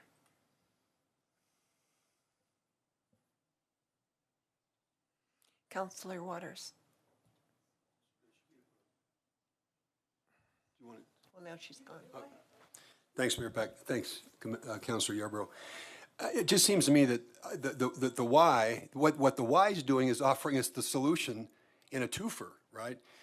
The most conflicted part, as I recall, of the polling data was around Clark Centennial Pool, right? People, the respondents, first of all, there was a lot of confusion with the questions. Right. And for those who thought they understood the questions, told us, don't deny us that amenity, right? Fix the pool. Give us something comparable to what we have.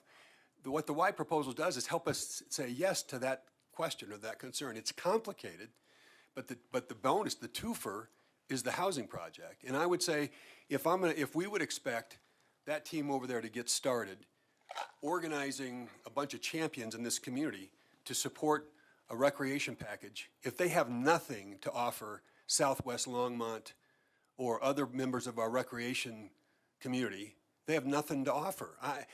This community isn't going to support a question or a project that just serves one part of the community with a recreation, in my opinion, with a recreation amenity if folks across the community don't see something in it for them as well.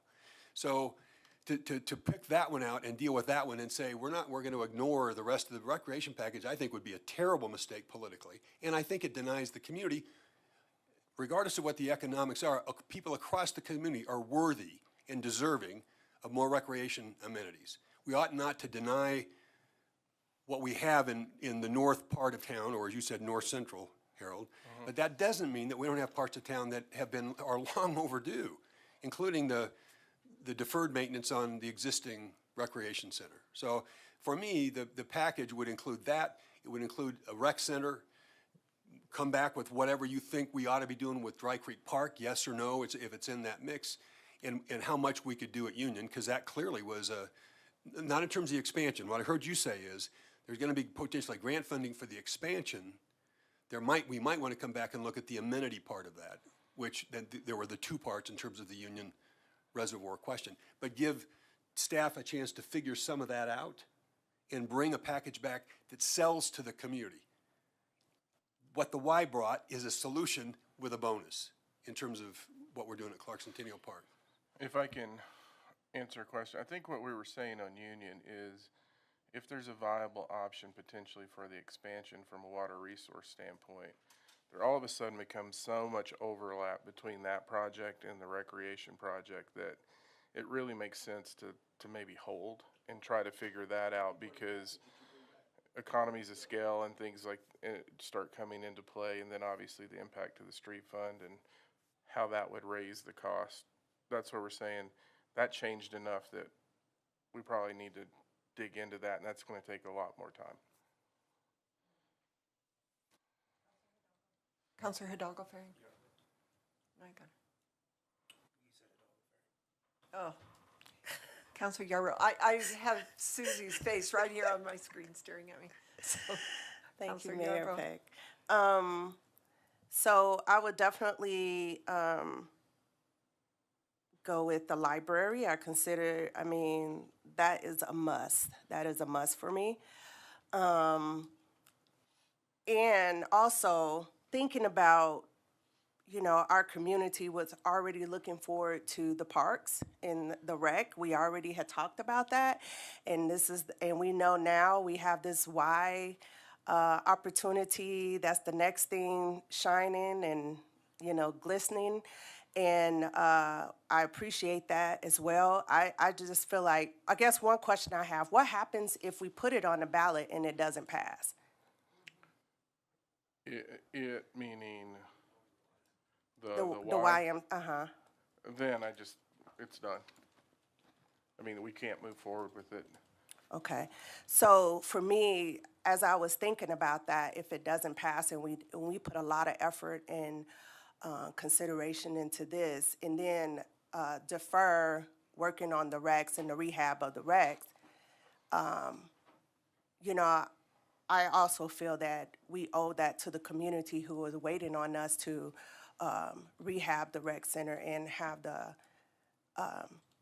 another rec center as well. So for me, it would definitely be, as I mentioned earlier, the arts center and the library. And I do feel like we should move forward with rehabbing the rec center and the rec, because in our packet it was like as a package, those two. Excuse me. And also, I would love for us to have the opportunity to have that, because as you know, Councilor Hidalgo Farron and myself wanted to have the dome over there because of the underserved population over there that we wanted to engage. So I know she and myself are definitely all for the why, that collaboration or exchanging those properties. But right now, because it's so great and it sounds amazing, I think we just need to make sure we have enough information moving forward. And I want staff to, do that investigation and find out all of that. But I guess my main concern is if it doesn't pass on the ballot, because our community is looking forward to the other things that they wrote on in the, the survey. That's what they're looking forward to. And so, so that's where I stand with it. Did I make sense, or am I just rambling? Both? Okay. I think what I heard you say is arts and entertainment, library, and then the new rec center and the renovations, and then research and bring that information back to you all in terms of the why and how it can all fit together, which I think is what everyone's saying in some version of that. I think so. I want to make clear, I look at this as how are the residents going to read this on the ballot? And that's why I brought up the why, that it has to be the Centennial Pool, how we're going to address the Centennial Pool with a partnership with the Y. And I think that's what I was getting at. So I also think that we need to rehab the rec center. Okay. My question, when you bring this back, I'm concerned about the amount of tax, both property tax and what was the other one that you said would be involved in this? Sales tax for the ongoing. Yep, sales tax for ongoing. We need to have those amounts before the ballot language. So absolutely. As I stated earlier, I think something that we have to do based on where we're seeing the inflationary pressures today on everything, we're going to need to recost some things, bring you up-to-date numbers, and then we will have that broken out. I think what you've done is you've narrowed it down to here are the main three components, and then rec, we're going to have to bring you information, but we will bring that back to you all with here's what the property tax increase would be, here's what the sales tax increase would be, and you all may go, wow, and go through another run of this, but I think you've narrowed it down into what we're going to bring back to you. Right, because to Councilor Yarbrough's point, what if that doesn't pass because of the amount of taxes that we're putting a burden on the residents? Yeah. Councilor Martin. Thank you, Mayor Peck. This is a funny question coming from me because I live across the street from the existing rec center, but it doesn't look like there's anything wrong with it to me. We've never said, what does rehabbing the rec center involve? I think Jeff's back there and he can come in there. I will tell you, prior to, and I asked this question the other day, prior to the pandemic, there were definitely capacity issues there. What I will tell you is we're getting back to that point now. So then it's not a rehab, it's an expansion. And then there's other issues that are associated, I think. Yeah, Mayor, members of council, Jeff Friesner, Director of Recreation and Culture. So some of the issues that we would like to address is expansion of the fitness area, the workout area. From the very beginning, it's been too small. One of the things we did before we went to an election back in 1999 was that a number of the private clubs had said that they would not come out against the rec center if we made the workout area smaller. So we chose to do that, and we've been dealing with that ever since. We need to do remodeling of the men's and women's locker room. We need to do something with, in particular, with the gang showers. Gang showers are not really a part of our world anymore. We need to be able to provide people individual showers so that as we get into non-binary uses that we can serve everyone. We also feel like we need to update some of the features in the swimming pool. The slides are original, they're 21 years old. The smaller slide, we'd like to make that more of a fun slide for younger people. And then the other thing is addressing some of the groundwater issues that we have at the site. So that's kind of a quick summary of that. Thank you. And I appreciate that because we don't want to forget about keeping that pool up to standards, or we'll have another Centennial Pool issue down the line. So we need to continually maintain it. Okay, do you have your direction? I think so. Let me Do go you over it want to one more tell us time. what it is? Let me go over it one more time. Arts and entertainment, library with the preferred level of service on ongoing, recreation center, the new recreation center in Southwest Longmont, and the primarily rehab, some expansion on the Quell Rec Center, and then work the details out on the Y opportunity as part of the package, and then bring all of that back to you with updated cost estimates and the tax impact on it. That sounds great. Okay. Thank you. Oh, Councilor Waters. Very quickly, am I the only one? No, I heard Council Member Hidalgo Faring also express an interest in a resolution that we would adopt, encouraging a future council when the museum successfully completed their campaign and their building, or expanding the museum for that council to approve a ballot measure to go to the ballot to increase the sales tax to cover the cost of expansion, or cost of staffing an expanded museum. Can we put these on two different things because the resolution? I'm just saying, whatever, at Yeah. some point in time, I just feel we have an obligation. They've taken this on. We won't be the ones, or maybe some of these council members, but that's a number of years out. And I just think we ought to send a real clear signal what our intentions were at some point. It didn't have to be part of this package. I just Okay, didn't maybe want to get lost. at the next council meeting, we Whatever. can make Yeah. a motion to do that with a, I don't know, time specific or. Yeah, thank you. That's fine. Yep, sounds great. Okay, thank you, everybody. This was kind of a fun discussion. Yeah, I don't know about everybody else out there, but I enjoyed it. I got lost a couple of times. Sorry for having to backtrack and go, what did you say?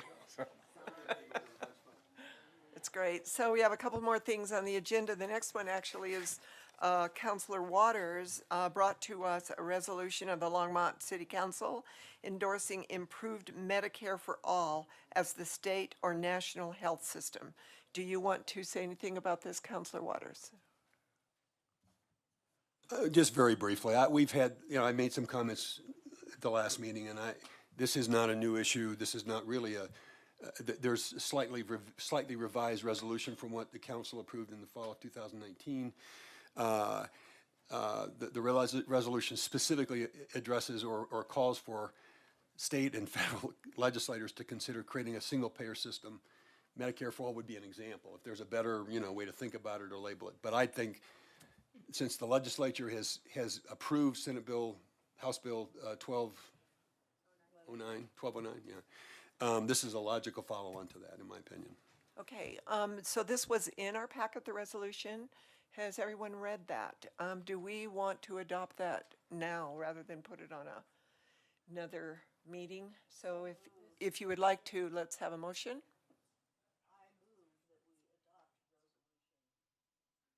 2023-45. I think you might. Okay, so resolution 2023-45 has been moved by Councilor Martin, seconded by Councilor Waters. Let's vote on that. I need to get back to the screen.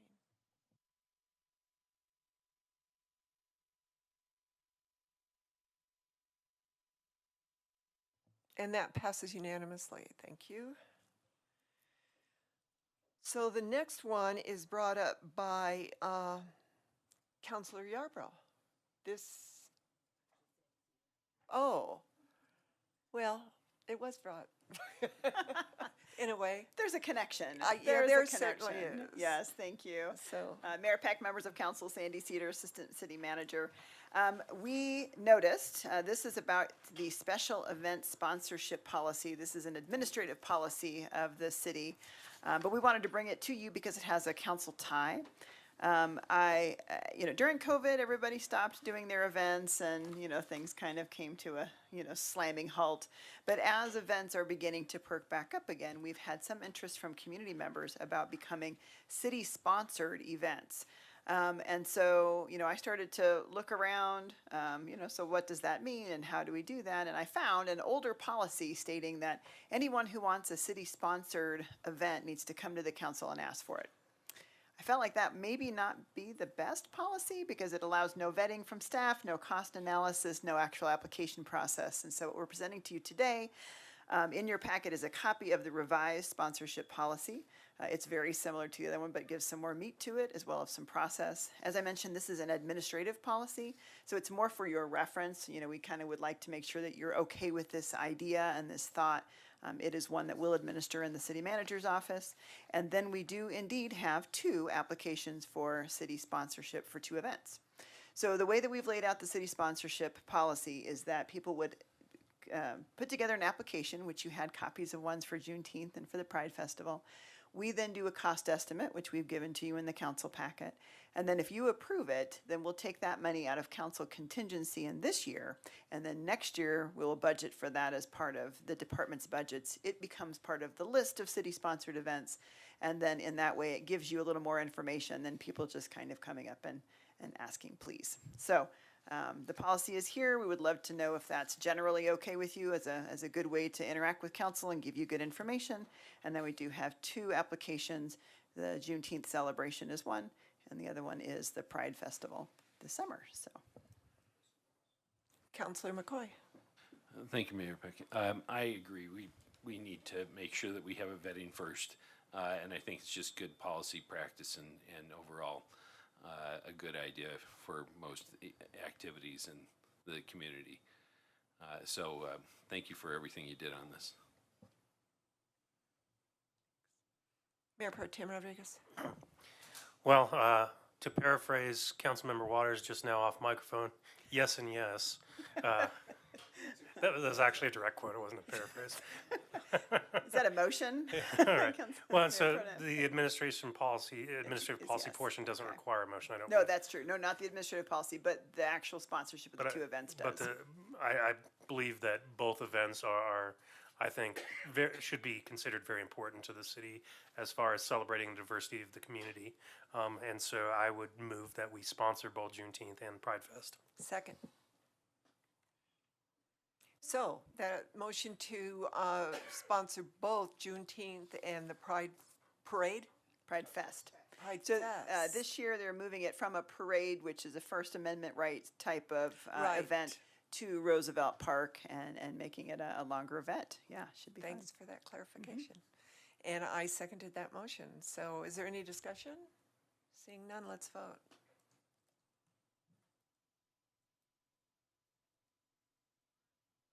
And that carries unanimously. Thank you, Councilor Yarbrough. Thank you, Mayor and Council.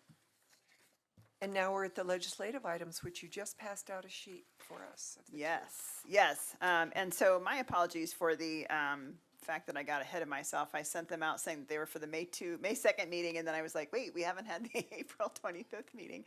So my apologies for that. The session is not yet over. We still have 15 days. And tonight I have 2 bills for your consideration. The first one is House Bill 23-1245. This concerns the requirements under the Fair Campaign Practices Act for municipal elections. So there are a lot of municipalities that don't have campaign finance rules, or certainly an ordinance the way that we do, laws the way that we do. And so the state is asking through this bill to basically regulate municipal elections, as well as including, campaign contribution limits and all those pieces of which we already deal with in our ordinance. This is a preemption of local control. It wouldn't really affect our ordinances because it was recently amended to say that the contributions would be $400 with a cap of $4,000. That's higher than our current ordinance is. So because we're more restrictive than the state, then our campaign contributions would hold. But at the same time, why are they regulating that for us when really you are the ones that determine what that looks like? And so our suggestion is that City Council opposes House Bill 23-1245. Any, Counselor Martin? Just if I'm remembering right, you said $400 with a cap of 4,000. You mean you can't have more than 10 contributors?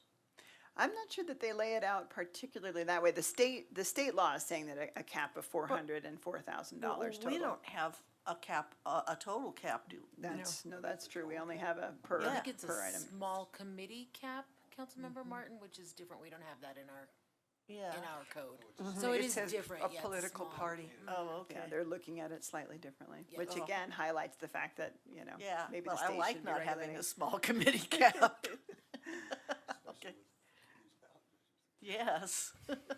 So oppose. Do you want to make that motion then, Counselor Martin?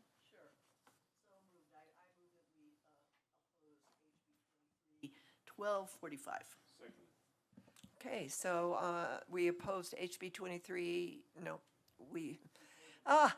Counselor Martin moved HB 23-1245 to oppose, seconded by Counselor McCoy. Let's vote.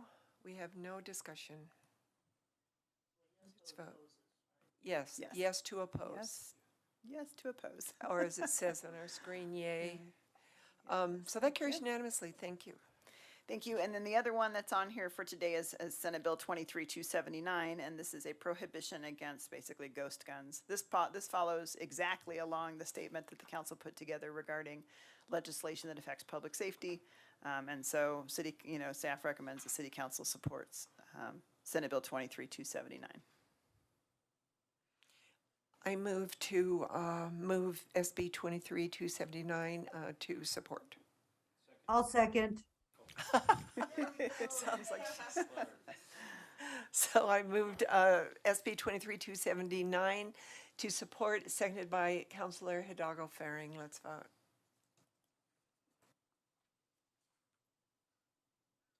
That carries unanimously. This is our very last legislative update. One more, because I was a week ahead, so my little paragraph saying this is the last update really was meant for next week, because I'm always working 2 weeks in advance. So my apologies. Next week will be your last legislative. We get to hear from you again. One more time. Thanks, Mayor. Thank you. So we're now at the final call, public invited to be heard. Is there anybody in the public? Come on up. State your name and address, and you have 3 minutes. Scott Conlon, 1014 Fifth Avenue. Mayor, council members, everything I wrote and was going to say is kind of a little bit of a moot point at this point because of all the discussion. It was great discussion, I think. I enjoyed it quite a bit about recreation and putting recreation on the ballot, and I wrote to all of you earlier about this, so you know what my position is on it. I think it would be good for staff to come back to council to talk about what the costs are, to go over those impacts that are there. It was good to hear a lot of support for a new rec center, for enhancements or improvements to the existing rec center. And I just wanted to introduce the Let's Get Physical Longmont. So that's this group that is basically getting put together. It is 155 members so far in Longmont. It's only a couple of weeks old, or a few weeks old, because we haven't had the longevity as that the Performing Arts Center has had. But really, a lot of citizens really interested in supporting recreation on the ballot. So the group's cause is to help get something passed. We know what happened in 2019 with the new rec center, and so we want to do something different. So if we could, have that in your consideration, that there is a group that would like to support the new rec center, as well as the Y and whatever the Y package becomes, and more recreation for the people of Longmont, so be it. We're for it. So Great. Thank you. I'm really glad you're putting that group together, Scott. Sure. That's great. Great. Thank you. Yes, we have one more.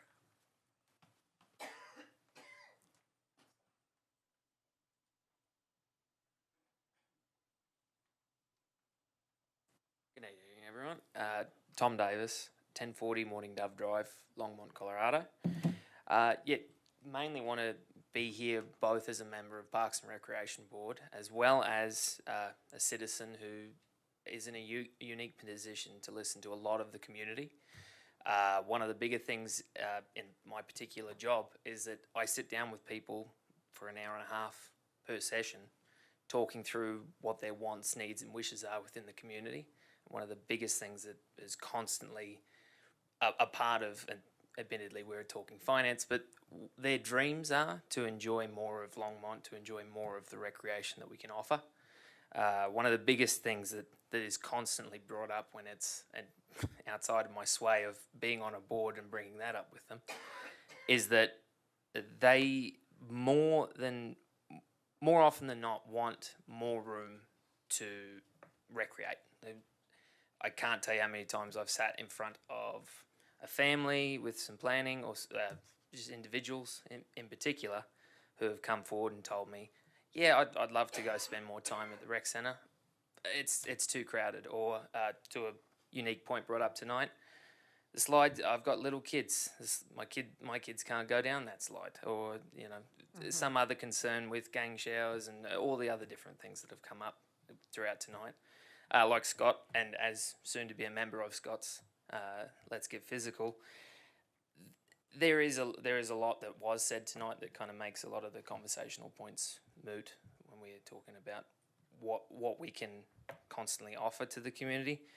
But again, I just want to echo finally the past Parks and Recreation Board efforts over, I would assume from reading through previous minutes, years at this point, of constantly hammering away at the fact that second Parks and Rec Centre, wherever it may end up, and refurbishment to show the community that we have responsibility and responsibility towards the services we already have, would better give a value to our tax dollars that we're putting into this, as well as private dollars or whatever else is involved.